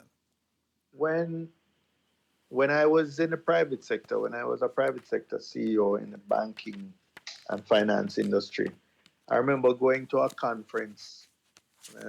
This would have been maybe close to 20 years ago, and hearing a lecture uh, from a very senior person in this strategy department of a bank, saying that they'd done some research, and the industry, the conference, the industry associations had done some research, and it was being presented at the conference. And what they said was that when they assessed plans, 90 odd percent of plans were very good plans. However, only maybe 10 or 15% of those plans were effectively executed. Planning is the easy part. Mm-hmm. It is important, but it is the easy part. It's the execution, the discipline of execution. First of all, those who are executing the plan, we need to really believe in the plan. They need to understand the plan. They need to take ownership of the plan. And only then will they be able to execute it with passion, with commitment, and with discipline. So it's easy to dust off something that you found in a cabinet or on a shelf when you came into office. You know, change it around, change the fonts a little bit, change the paging, the pagination, and then say, "Well, I have a plan." Well, Senator, Well, let me try and hold you to this line of reasoning. If you the opposition, if there was a change in government tomorrow, they would still go back to this plan. And what you're telling me now, and what you're telling the listening audience, global listening audience, is that it comes down to execution. It comes down to people that you're going to put there. mhm. How would you? I'm trying to envision specifically how would you do it, because you're going to have to work with what you have, right? And what you Mhm. have is what's there. So how would you give me a vision of how you would take the national security plan or Plan Secure Jamaica or the what's the other one, the something on crime, National security policy and all that. yeah, how would Yeah. you, yeah, how would you implement that specifically? How would you implement it? Well, it's I don't want to oversimplify the answer, because the truth of the matter is that even in the private sector, you make a 5 year strategic plan, but it's always a rolling 5 year strategic plan, because every year at least you update it, because the environment is evolving, the environment is changing, the threats themselves are shifting in terms of the nature and the Yeah, sophistication, etc. but you would start out with a plan though, and then But you would have to but of make course, adjustments, right? So what is exactly, that plan that you would exactly. start out with? That's what I'm trying to get at. Well, as I said, it's a plan on which is going to have two parallel tracks. The the first one, is the more traditional, the crime control effort. We are going to make sure that you have sufficient personnel. You're going to make sure and in the context of Jamaica, we need at least 2 or 3 thousand more regular police officers deployed in the divisions that are generating most of the violent crime, to begin to adequately police them. So that's one. So you have to build up capacity in terms of the numbers. More importantly, you have to build your capacity in terms of intelligence gathering and investigation, because we keep hearing the commissioner talking about these 300, and the courts have wrapped him and others on their knuckles for using this term violence producer. Right. But for the 5 years or so that he has been talking about these 300 violence producers, if the intelligence capabilities were up to snuff, they would be behind bars now, and there'd be solid cases, um, before the court, or disposed of by the court, getting convictions. True. So when you look at the so-called clear up rate, and that clear up rate doesn't mean that it isn't based on convictions. It's just based on that they can even identify Mm-hmm. who to pin a crime on. The clear up rate for murders, for example, is below 50%. When we left off, it was around 60% and climbing. Well, That has gone down. well, Um, I, I these are the tools that you need for effective policing. you and I, we're going to have to have full some discussion on this, because there are some specifics I'd like to get from you. But is it safe to say that if the government, if there's a change tomorrow and you are installed as the next Minister of National Security, that you can guarantee the people of Jamaica that the murder rate will be below a certain number? Yes, there is a randomness in crime that I'm not going to tell you from day to day or week to week.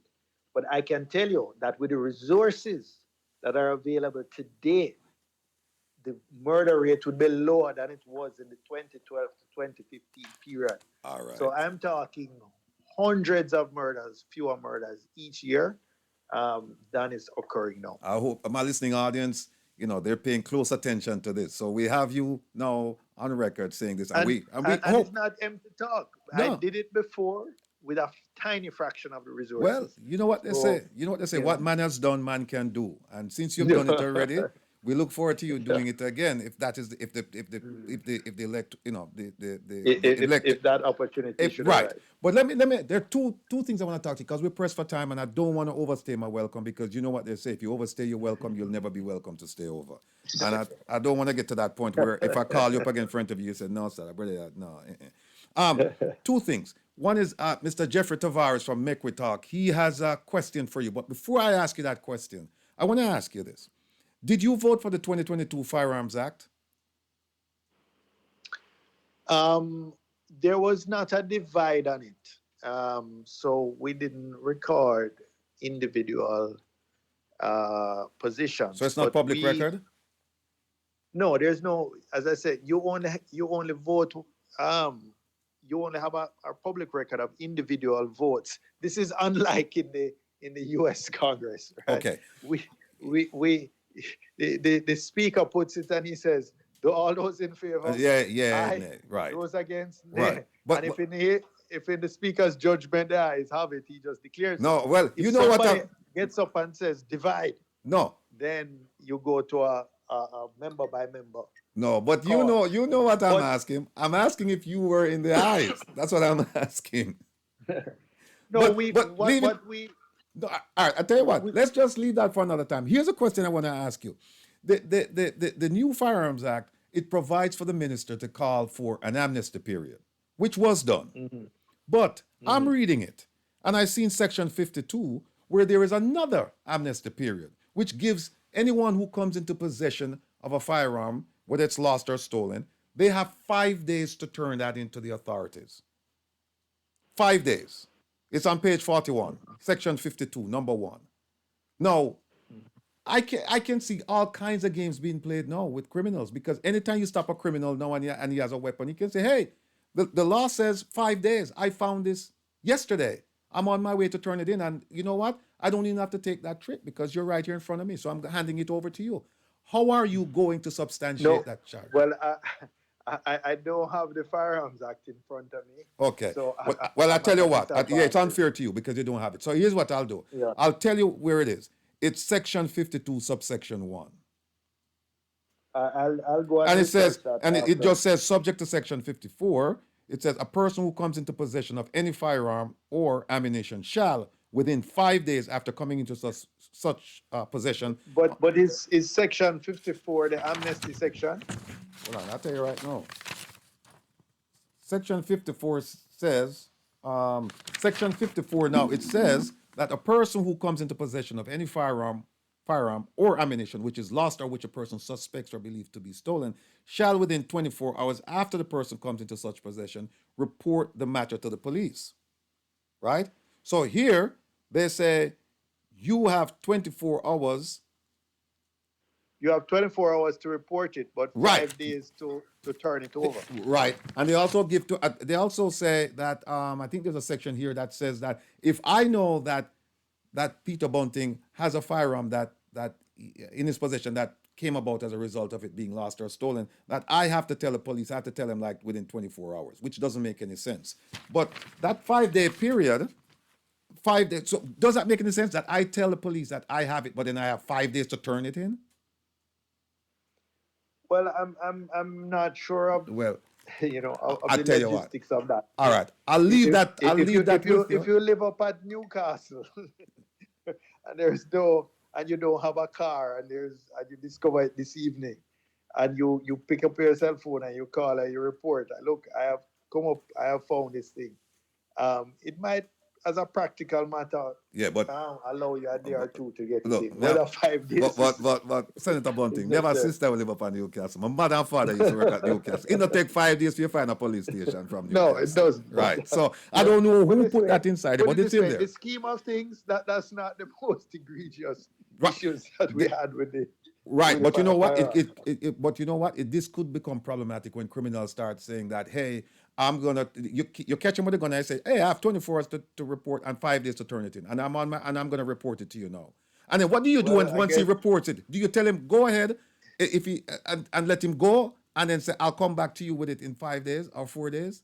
I mean, I it doesn't make any remember, sense. remember, even during the amnesty, if if the if a person was found in possession of the illegal firearm by the police, he he he was in trouble. He couldn't say, but there's a period of amnesty around, and therefore I am invoking that amnesty. You just happened to catch me. I was on my way to.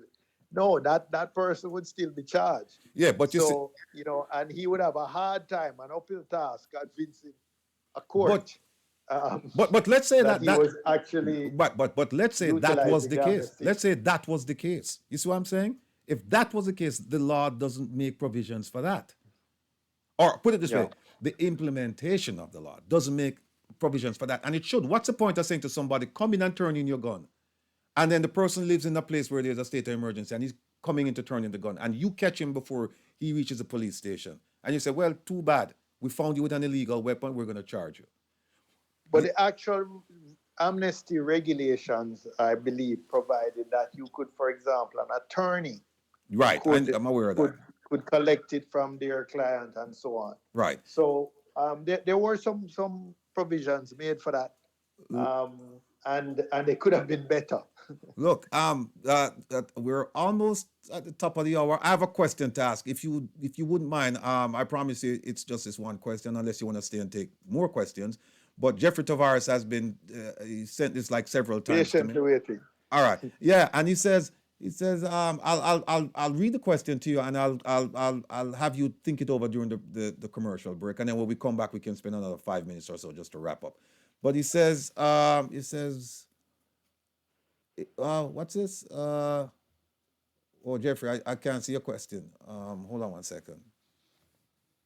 It says something having to do with finally interview the current police commissioner, Major General Anderson, and his superiors, Lieutenant General Meade, as well as former Minister Bunting and current Justice Minister Chuck, as to why Dudus's so-called accountant Keith Clark had to die during a separate 2010 incursion at his upscale home, who put a corporal and two privates in charge to forcibly enter his home and assassinate him while being monitored by the MIU. Where was the chain of command? Who delegated those duties? Where are the contracts Clark had coordinated with politicians?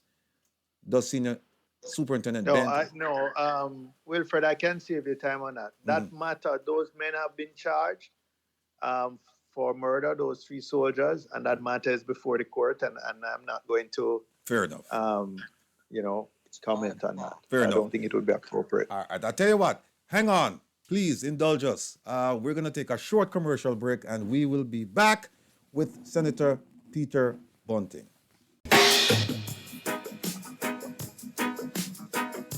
Yes.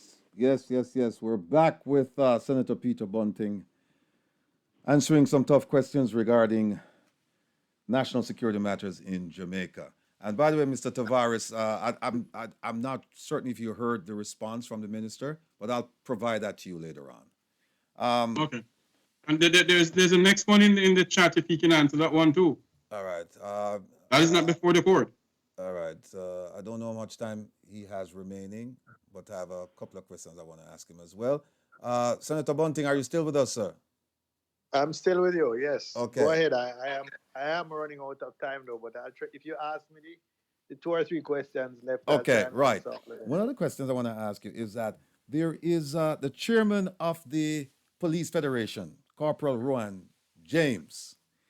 He's made certain assertions that essentially the police have been made to carry water in a basket because they don't have any resources. They don't have ballistic vests, ballistic helmets, body cams, pepper spray, collapsible batons, vehicles, good working conditions, proper remuneration, vehicles, and crime plan. We said we don't have a crime plan. We don't have anything of the sort. Now, if you were the Minister of National Security today and you were faced with these complaints, how would you handle it? Well, when I was Minister of National Security and I spoke at the Police Federation conference every year, I invariably would get a standing ovation because I tried to, even with the very limited resources that we had then, acknowledge and do whatever possible within my power to improve the welfare and working conditions of the rank and file police officer. So, there is a sort of um, colonial approach Mm-hmm. to management, and particularly in very hierarchical organizations, where people take a very autocratic and command and control approach, and there's a more collaborative approach where you acknowledge that the person on the ground in the community will have insights and value to add that you won't from the ministry headquarters or the HQ of the police or the military. And I think I tried to ensure that the rank and filing understood the policies of the government. I tried to ensure that they felt valued, each and every one, and that they were heard, Mm-hmm. and that there was no politics um, impacting my decision making. I remember my first meeting with the officers of the GSF when I was appointed minister. I said, "There's only one politician in the ministry, and that's me, and nobody else has to worry about politics." You know, because I was very, very aware of the history of the GSF in the bad old days prior to the amendment to the JCF Act, which gave the commissioner operational control and the minister policy control, and made a clear the separation between the two. Mm-hmm. And so, we did a lot with very few resources, and to maintain the morale of the rank and file at a time when they had gone, I think, 5 years without a salary increase under various wage freezes under various IMF programs. Mm-hmm. It was challenging. It was very challenging, but we did it successfully. Um, the question that I think Mr. Tavares is asking has to do with the Tivoli incursion, and it appears that he's asking about the cooperation between the U.S. Navy and the Jamaican authorities. Um, he's talking about JSOC and U.S. Special Command. What exactly, without going into detail, what exactly was the relationship there during that? Was it a No, situation? I can't speak to that. I was a minister at the time, Mm-hmm. and in any event, I think you would Yeah, yeah, appreciate yeah, that. yeah. Mm-hmm. You have to know how to handle um, intelligence, and how to deal with intelligence products. But let me just say that there was certainly during my time, and I know it has been for a very long time, strong cooperation in terms of intelligence sharing, in terms of um, developing capabilities between our international partners, including the US, but also the UK, Canada, and others, um, between Jamaican law enforcement and our valued international partners. I want to run some by you. Two quick things. One is, and I think you've already addressed it in some fashion, your relationship with foreign partners as well as the diaspora, because this government seems very, very reluctant to engage the diaspora, even though we have, accomplished experts in the diaspora who have extended themselves uh, to the Jamaican government to no avail. And in fact, we have the minister saying that he doesn't really he doesn't really anticipate working with the diaspora except if they want to come and give a speech or if they want to make a contribution. But in terms of working alongside the Jamaica Constabulary Force, he doesn't see it happening. Your views on that?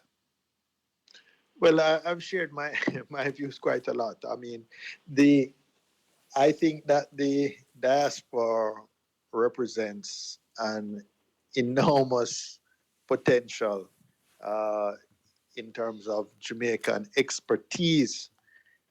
We tend to focus on remittances and pigeonhole the diaspora and say, that's your main value and your main purpose, which I think is not unimportant, but in the scheme of things, probably could pale in terms of the skills and the expertise and the competencies that Jamaicans have been exposed to and have developed in law enforcement agencies around the world. Mm-hmm. I mean, we've had the top cops in Canada, in Toronto, in various cities in the US, in high ranking persons in the intelligence community, in investigative people like yourself in the FBI, in various state and federal law enforcement agencies.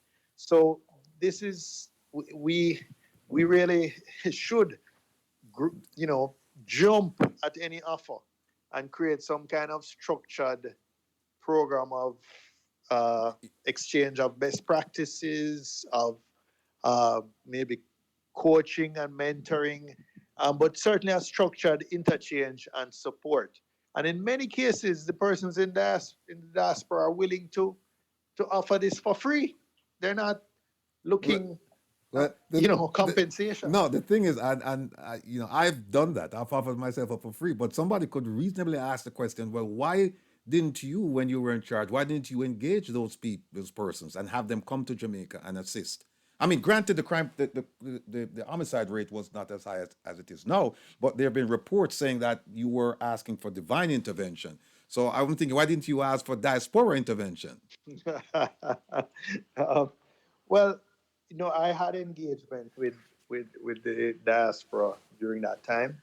Um, could it have been better? I was there for a relatively short period of time, but I engaged both the diaspora more broadly and also law enforcement members who offered advice through the the various diaspora councils and bodies. Mm-hmm. Um, I as I said, maybe, if I had been there longer, it could have been more developed and more structured. But certainly, I would never have been as dismissive Okay. of offers Well, as I've been, well, well, well, and one of the things that you remember I inherited was a cadre of international police officers, which yes, had yes, was in place when I came in, that's true. and and a couple of them were good, capable people, and I'm not knocking anybody, but I would thought that in hindsight, uh, if we had people who were more culturally and what should I say, environmentally attuned to Right, the right. Jamaican situation, Yeah, I know what you're it talking might have about. been more effective. Right, I know exactly. But you used a phrase a while ago. You said you're not as dismissive. Some people could read into that and say, well, you were dismissive, but not as much as this new person. But anyway. Thank you for correcting me. Thank you for correcting me. I was not dismissive. No, no, I was all not right. Well, dismissive. let me ask you this question. In December, right, we saw the Minister of National Security take a rare trip outside of Jamaica, and he went to St. Lucia. I think it was December 20th, and he went with a special delegation. And I didn't know this, and I don't know if you're aware of this, but Minister Chang was the chairman of the Council for National Security and Law Enforcement for CARICOM. And I've been asking, given his background, what does he know about the subject? What has been his accomplishment in this organization? And by the way, how many people in Jamaica knew about this? Because if he couldn't and still cannot control crime in Jamaica, well, forget about Jamaica. If he cannot control crime in his constituency, how could he be responsible for controlling crime in the Caribbean? Did you know? Did you know that he was the chairman of the No, council? well, first of all, I didn't know. Okay. I'm learning. I'm hearing it now for the first time. Okay. Secondly, I would say though, I myself having been part of that council at a period of time, it's really just a revolving chairmanship. It goes from one country to another. I think every 6 months or so. So it's I don't think it's any particular honor. Um, and I will tell you, there was a time, and I'll discuss it off the air. Okay. No problem. When there was a certain person cheering it, a certain colleague minister cheering it, and I, when it was time to go to that conference that they were hosting, I decided it was better to pass. Okay. Right. Because I was not satisfied that they were the appropriate person. Needless to say, that person has subsequently been battling an extradition request. Okay. Well, Well, you know what? Talking about an appropriate person, the General Anderson, right, the chief of staff of the JDF, he was plucked from that position to become the first and the only national security advisor, and he was there for over a year. And my understanding is that he was the czar. I mean, he sat at the 30,000-foot level and he saw everything. So by virtue of that, it would appear that he would be extremely fit for the job of police commissioner. And he's been in the police commissioner's seat now for several years. Now, given what we know about his performance, would you keep him as minister, as police commissioner, if you were, let's say for the sake of this conversation, you were your party was elected and you were nominated, appointed to become the next Minister of National Security? Would you keep him, considering his record over the past several years? Well, here's how I'm going to dodge answering that. It's the Police Service Commission. But we know how that go. We know that. Not the minister. We know. Well, let me ask you this. Well, let me ask you this. So I will avoid answering that question and to tell you now that my time really is. Okay. Well, I tell you what. Like I said, we don't want to extend our your courtesies, because you've been gracious enough to give us 16, 17 minutes more than promised. So at this point, what I'd like to do is to ask you, is there anything, and this is my FBI question, is there anything that I should have asked you that I didn't, that you would like to answer? No, I think you did a very thorough job. Mr. Rattigan, can you hear me? But let me just say, if you would allow me that 30 seconds to acknowledge the work that you've been doing and the contribution that you've been making from the diaspora to the debate in Jamaica. And I must tell you, you seem to be able to keep your fingers on the pulse of everything that's happening here and in terms of the relationships. And I thank you for that public service. Yes, sir. And I think you're demonstrating, the contribution, just maybe the tip of the iceberg, but this is one way that you're showing that. It's called intelligence gathering. Look, Senator, please don't leave me. Jeffrey is screaming at me. Jeffrey, go ahead. Give me the question. He has to go. Yes. Good afternoon, Senator. He cannot hear you. So can you hear him, Senator Bunting? I'm just barely hearing him, but he can go ahead. Go ahead with the question. Yes. The question I want to ask Senator Bunting: if he become Minister of National Security, will he pick another person from the Jamaica Defense Force to become Commissioner of Police, or would he pick somebody from the JCF? Well, he doesn't pick somebody. It's the Police Services Commission. Well, the Police Service Commission. Yeah, so it would be. Would he approve a person from the JDF? No, as I said, he's pulling me into an era where the minister does not have the authority. So I don't want to get into speculation. That's what the Tavares family is, I'll stay in my lane. Right. Stay out of trouble and stay in your lane, right? Well, okay, look, sir. Well, look, Senator, thank you so much for being as gracious as you have in coming on the program and facing the questions. And people can't say that I exhibited any favoritism because I asked you some of the tough questions and you answered them. And the ones that you couldn't answer, I mean, I understand why for intelligence purposes and other reasons why you can't answer them. But sir, please, this program it's called Reason with Rattigan, and it's designed for people to come on board and express their views so that we can educate the masses. And you've done that today, and I'm extremely thankful. And know that this is a home for you. By the way, I invited the Minister of National Security. I haven't heard from him. So there goes the favoritism thing. But again, I want to thank you, and please don't be a stranger, sir. We're going to call on you. We're going to try our level best not to impose on your time too much, but we will be reaching out to you soon. And again, thank you so much You're for very coming welcome. on. You're All very right. welcome. Take Thank care, you. sir. Bye-bye. Bye bye. Okay, folks, that was Senator Bunting.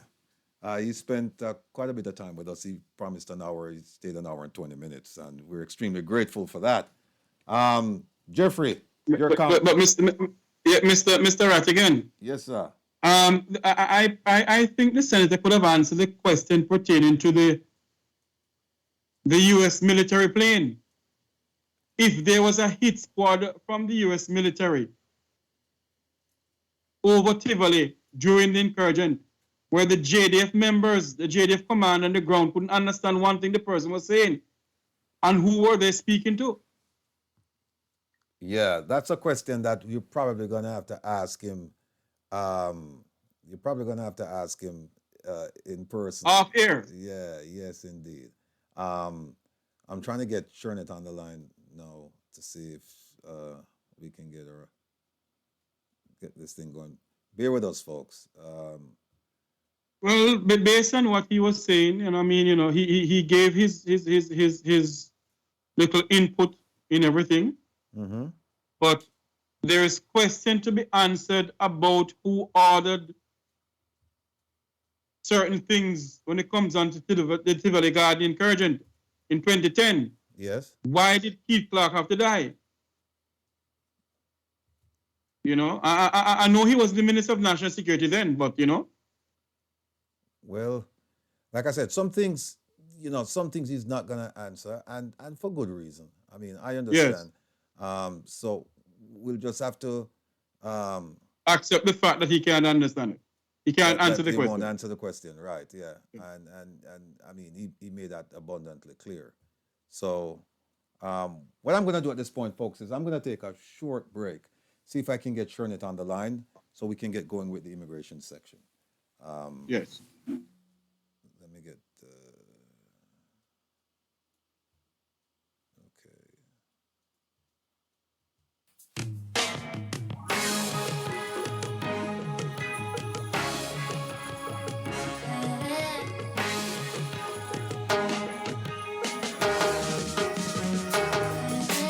Honesty, can you say honesty? Honesty, can you say honesty? Honesty, can you say honesty? Honesty, can you say honesty?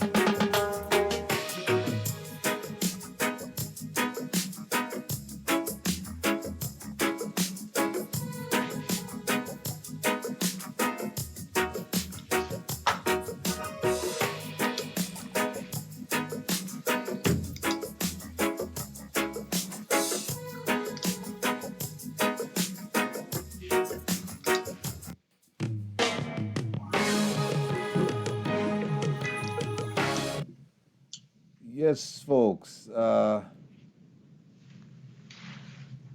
We're back, and I think we have Shernet and Juan. How do I? Bear with me, folks. I'm trying to figure out how to do this because Kevin took off on me, and there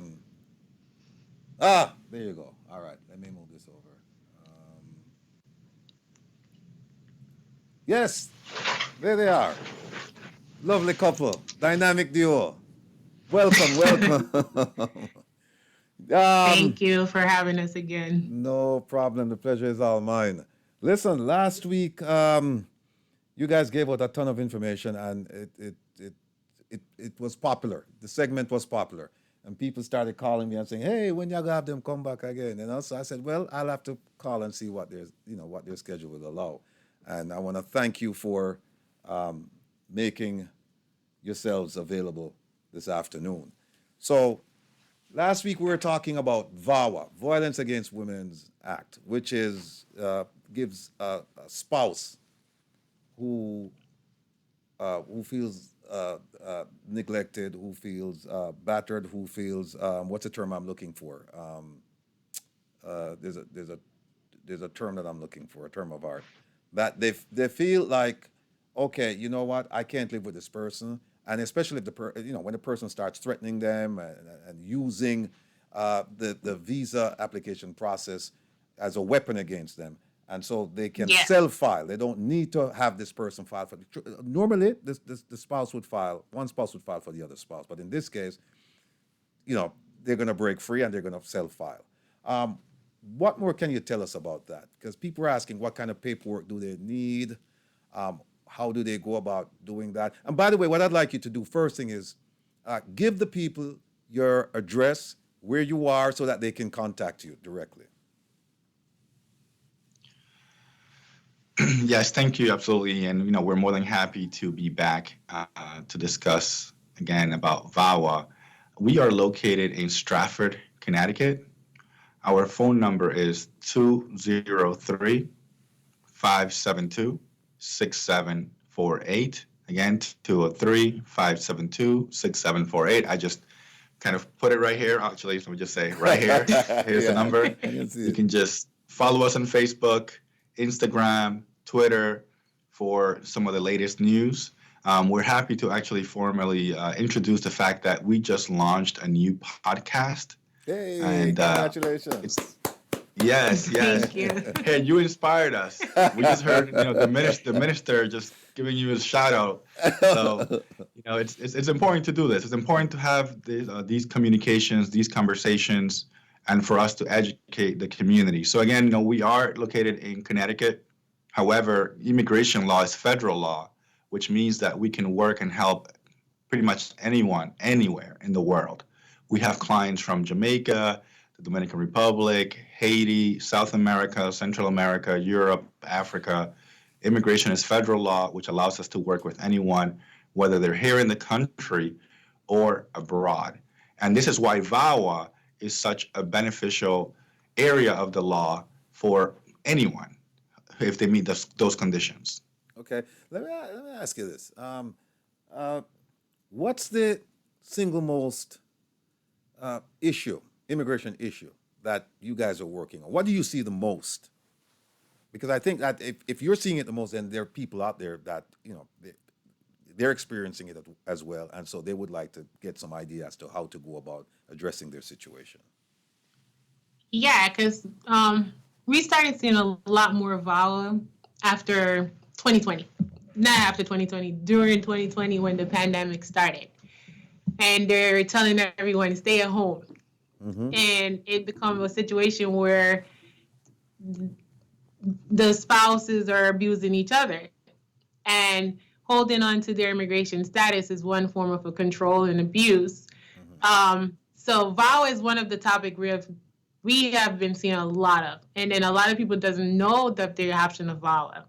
Because I've had people said, oh, an attorney told me I'm not qualified for VAWA. And I said, maybe that attorney doesn't do much VAWA, because VAWA is something that the standard of a proof is very lower than if it was a marriage case. Mm-hmm. So the standard is so much lower that a lot of people doesn't understand VAWA that much to really assess their clients to see if they're really qualified for VAWA or any other petition other than just marriage petition. Well, you mentioned a lot of attorneys that don't assess. What's what's the assessment? What does it look like in real terms? How would you assess somebody, and what exactly are you looking for? Well, and this is where, again, having the opportunity to discuss this is so important because there's a lot of cultural components that we have to differentiate as far as, what culturally is acceptable in your country of origin versus what the law here in the United States protects you from. So, for instance, let's say a husband and wife, let's say one of the main ones is, let's say, psychological abuse and when it comes to the use of technology.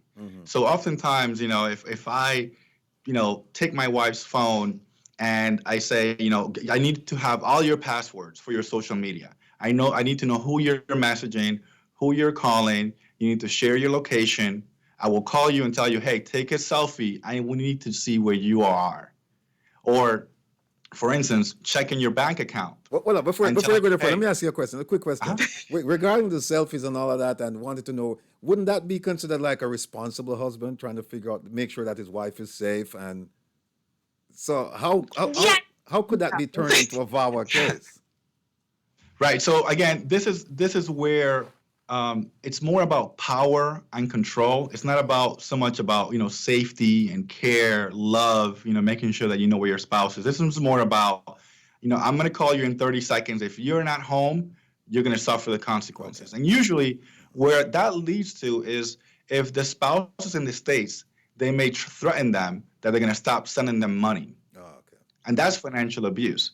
To stop supporting that, the children, or to start supporting the home, to stop paying the rent, the light bill, cell phone bill, any types of those threats of intimidation to pretty much coerce the person to be at their beak and call. So, whatever I say goes, and you don't have anything to say about it. So, again, those traditional machismo of the man being the authoritative figure who decides everything, and the woman must comply without asking any questions. Now, is that a case where you take the client at his or her word, or is there some kind of proof, like a police report or an affidavit from a neighbor or a relative? I mean, how do you go about making that assertion before immigration that, hey, this really happened beyond what she just said or he said? Yeah, and that's a good thing about immigrate with this type of petition.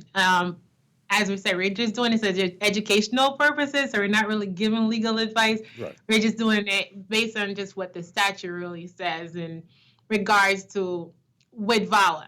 Right. If you don't have a police report, it's fine. It does not necessarily need you to have a police report. So if you suffered the abuse, but you didn't call the cops, there's no police report, but their main point in VAWA is your declaration, your story. You were telling that officer how you met this person. What was your life before? How you met? What were your life during the dating? After marriage? What was life? When did the abuse started? And then we also get you to have a psychological evaluation. You see a psychotherapist who would evaluate and make their determination based upon the books to say this person is diagnosed with major depressive disorder or anxiety and all those different things that are associated with the abuse and the trauma that they have been through. Mm-hmm. Well, so you don't need a police report, but you're going to have some kind of evidence. It's more than just somebody saying, oh, he beat me up and there's no proof that ever took place, or saying that, oh, he's monitoring my phone calls, or he's telling me I got to come home, because then it's going to be that person's word against the other spouse. So, and the thing about VAWA is that they will not go and ask the U.S. citizen or green card holder spouse whether or not did you abuse your foreign national spouse, because they will not disclose that information because they're trying to protect the victim from further harm. So that's one of the things where the psychological evaluation comes in to show that this person suffered traumatic experience, as well as evidence from statements from friends and family and neighbors who you had run to, or if you had run to, say your spouse kicked you out the house and you had to go to a homeless shelter for the night. That shelter can also provide documents to say this person was here at this time on this date. So those are evidence that you can use. And again, with psychological assessments, they're a very great tool because again, there's mental health component involved. Often, what we're seeing is victims are afraid of speaking out. Again, usually because they don't know their rights, and also because oftentimes, let's say if there could be a pending immigration application, and that spouse may tell them, "Hey, I'm going to withdraw this application." And in some cases, they do withdraw the application because the other spouse didn't comply. When we refer people to do mental health assessments, it's not just with a psychologist or mental health worker. It could also even be your doctor if you have been treated in the hospital for an injury, or if you are being prescribed medication, for depression, anxiety, and so forth. With the mental health evaluation is also a great tool because that person is able to then, again, gather their history as far as their origin, who they were before, and able to tie the abuse to now the mental health issues that are affecting that person's ability to function. So, and those examinations are evidence-based. So let's say when you do an assessment for depression, that assessment is nationally recognized, which regardless of where you are, right? Because there's specific standards that are used and that the government or in court is acceptable as evidence-based standard to which to diagnose that person. So again, in the case of post-traumatic stress disorder, it would be that case, adjustment disorder, anxiety, depression, and many other diagnoses. Okay, a question just came in. The question is VAWA only for women? No. Actually, as we said last week, VAWA is for men, women, children, and parents. If you're a parent of a child who was a U.S. citizen who's over 21, and that child abuse you or make you work and they take your money and do all these different things, that's financial abuse. You, the parent, can file VAWA if you are living with that child when the abuse occurred. So it's not just only for women. It's just that the title is called the Violence Against Women Act, and that was enacted by Congress to protect women in domestic violence in the time when they did that. Okay, but anyone can, children, parents, spouses, yeah, that's it. Children, parents, spouses. All right, let me throw this out. Let me use that to segue to this, because this question comes up quite often. What is the difference between voluntary, or what's the effect of taking a voluntary departure as opposed to a removal? And let's say somebody is overstayed, right, and they're caught, and then they have a choice of being removed or taking a voluntary departure. What's the difference and the effect? Well, because with voluntary departure, it's more so you are outside. It depends on how long you were in the country for. So, say for example, you came in, you on a B2 visa, you overstayed 6 months, and you leave. You'll be barred for just 3 years. The removal. Is it 6 months or a year? Is it 6 months or a year?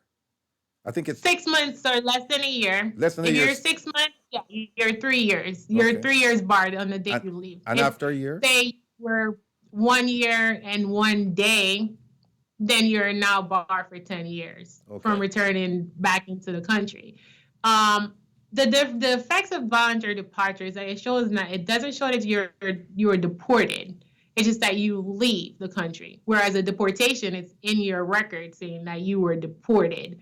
And then the judge can bar you for 20 years or more. With a voluntary departure, the most you're going to be barred for is 10 years. All right. Well, let's say that, two individuals overstayed, and one took voluntary departure, one went by the removal process, but they were both barred for 5 years. Now, when it's time for them to reapply, what's the effect of the removal as opposed to the voluntary departure? Is it easier if you say, well, I voluntarily departed the United States, as opposed to, hey, I was deported, even though they've been, they were barred for 5 years? Yeah, it's kind of makes it a little bit easier because one of the things when you're deported, you have to file what they call a 212 waiver for permission for reentry after deportation removal. Mm-hmm. Whereas involuntary departure, you're just gonna need to file a waiver because you're an unlawful presence. So it's Mhm. kind of like you have two waivers, but they're a little bit different on the spectrum of where you go in regards to it. And when we're speaking about waivers, is pretty much almost the majority of individuals who are here, who enter the country undocumented, let's say through the border, whether they were inspected, meaning that the government knows you're here, you were fingerprinted, photographed, and you were assigned an alien number, or you came through the border and no one knows you're here, you would need to do a waiver. And that is one of the hot topics when it comes to immigration reform, and one of the changes that many people will love to see, because the wait times for unlawful presence waivers can range from 3 to 4 years. They used to be even 5 years during the peak of the pandemic. We're seeing that those times are improving. However, it is very challenging, again, to have an approved petition, but then having to wait for a waiver, and then you have to go back home to your country of origin You to do can't consular adjust. process. You can't adjust in the United States. You cannot adjust in the United States. I- There are, some situations that sort of exception. And again, this is why VAWA is such a powerful tool, because VAWA allows you to remain in the United States, and you do not need an unlawful presence waiver, or you don't need to do consular process. You're able to get a work permit, a travel document to be able to travel, a social security number, and eventually a green card after an interview at a local USCIS office in the state or city in which you are located. Another topic that comes up quite often, at least that I'm seeing, is asylum, because people are overrunning. People are coming across the southern border, and then I'm hearing all kinds of stories. People come up. They're very creative. Some of them say that they have an alternative lifestyle, and so because somebody told them that if you say this, then it will be easier for you to be granted residence in the United States. What are you seeing in your practice concerning asylum?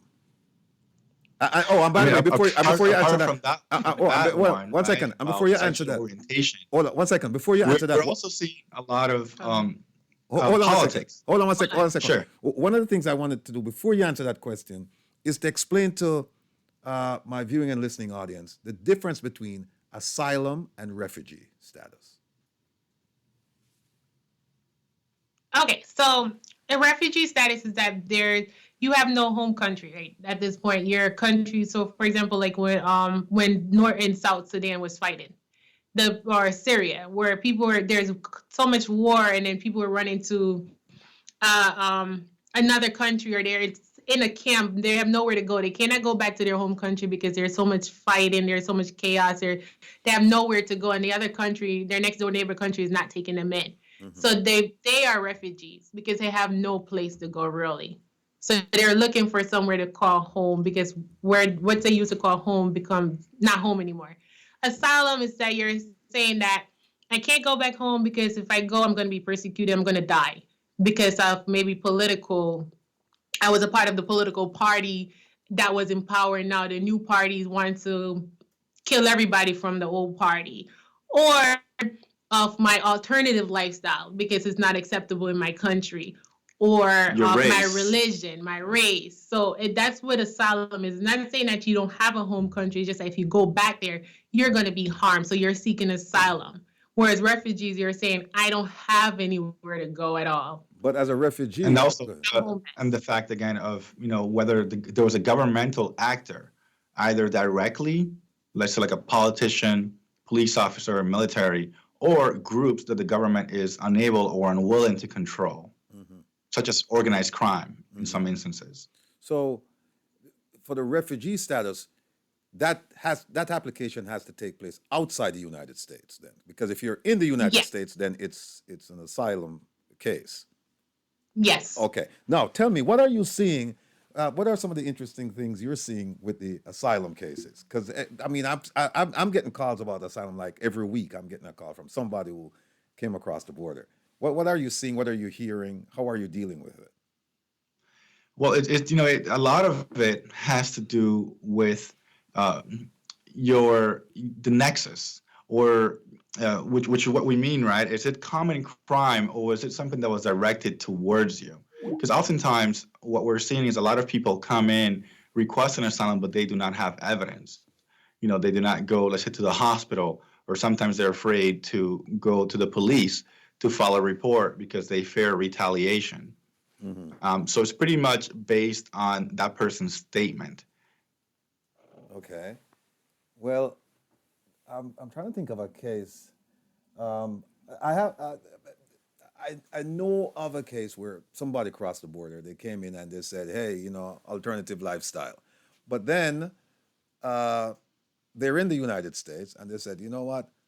It's not alternative lifestyle because and also if I claim asylum, I cannot go back home." And so they want to go back home to visit relatives. So they asked, "Hey, if I file this, can I go home?" And I said, "No, you can't go home." So, "Oh, well, then, you know what? Change it. Let's do something else. I'll get married or something like that." I mean, explain that piece to the listening audience. Yes, this is one of the thing about one thing about asylum is that when you file asylum up from your home country, you can't go back at all, never again. Because if you go back, then it's going to become it's going to be considered that you filed a fake asylum, a frivolous asylum.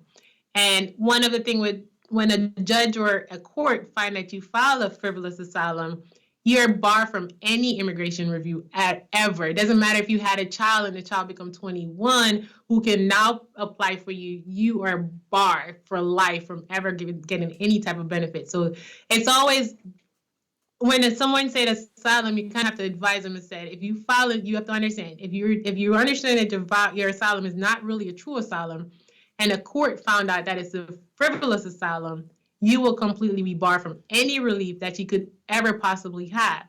And some of them were like, "Oh no, but then I just want to go back to my home country." I said, "You can't go back. If you have family there, you just have to pretty much say bye to them because you cannot go back if you file asylum and you get it granted." No, if it's determined that the application is a frivolous application, and you said you're barred from any immigration benefits thereafter, are you removed? What's your status at that point? I mean, do they You will put you be in ordered removal? removed. You will be ordered removed. And so if you were removed and you went back to your home country, and then again, so you had a child that was born here and living here and then became 21. Now that you will say, "Oh, I've been out of the country for 10 years or 15 years. Now I want to file for my mom." You have to look, why did your mom get removed? "Oh, my mom was determined that she had a frivolous asylum." Then you have to say, well, you can't file for your mom anymore because she's barred from any immigration relief. That's one of the thing about asylum. You can't just file a frivolous asylum. No, that bar, is there a time period? Is it permanent? You can never ever It's a receive permanent bar. permanent bar. It's a permanent bar. It's Yeah. just like if you had said a person do false claim to U.S. citizenship. So say coming again to the border and then bought a Puerto Rican birth certificate and then living for 5 years as somebody say you were born in Puerto Rico and they got caught. That's a false claim to U.S. citizenship because you may have gone and applied for benefits under that person's name or voted under that person's name. And I'm so happy that you brought that point, because that's definitely one of the things that we want to bring awareness to. We understand that people have financial needs, and oftentimes once they're used to breaking the law one time, again, whether you came in on a visa and you overstay, that's breaking immigration law. Whether you come in through the border and then don't present in court, that is breaking the law. And then out of desperation, right, people then buy fake social security numbers, they buy fake green cards, fake work permits, and then they fill out I-9s or employment documents with the federal government, claiming that they are authorized to work. That is fraud. And we know a lot of people in our community who are doing that. And one of the saddest part of this is that oftentimes they will sell, these organizations will sell the same name. So you may have 100 IDs with different faces with the same name, the same date of birth, the same number, the same thing with the social, the same thing with the green card. And it's very, very risky, because if one of these people commits a crime and then they're looking for them and then you present that as your identification, you are pretty much going to be detained, and then they're going to figure out that there's something going on here that's fraudulent, and it's going to be more harm than good. And actually, this is one of the reasons why our podcast is called Deportees Corner. It's going to be a podcast in which we are gathering the stories of people who have already been deported so that we can learn about their mistakes, what they wish they had known, what they wish they had done differently, so that the people who are here can make better choices. And at the end of the day, just seek legal advice and education so that they do not break the law. Yes, indeed. Yes, indeed. There's another question. Why do Jamaicans not qualify for lottery visa? And can you elaborate a little on lottery visas? Okay. I know a little bit about it. It's not something I practice that much in my office, so I don't really spend that much time learning about it. But I know lottery visa based upon the country population. So there's a lot of Jamaican in the U.S. So they look at the countries that are underrepresented in the U.S. And that's where they offer those lottery visa to those countries. So so they kind of like said, let's bring in some more of that country's people into the U.S. So like Jamaica, there's a high population of Jamaicans that comes into the U.S. and the Dominican Republic. So there's a lot of countries that are not eligible for the lottery. Okay. Let me see if there are any more questions here. I mean, but apart from the just traditional, family-based immigration or, tourist visas, there's also other types of visas, like for entertainers, for athletes. And something that we are also expanding here in our offices is business immigration, which our employers are seeking individuals who are qualified in certain profession or skilled. I mean, and on the other hand of this, you also have your non-skilled workers, which are your agricultural workers, your farmers.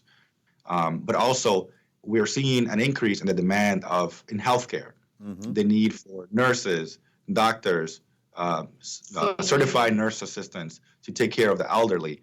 Because as we know, the United States population and worldwide, people are living longer. There's a lot of elderly folks, and there's a need and high demand for those jobs. Okay.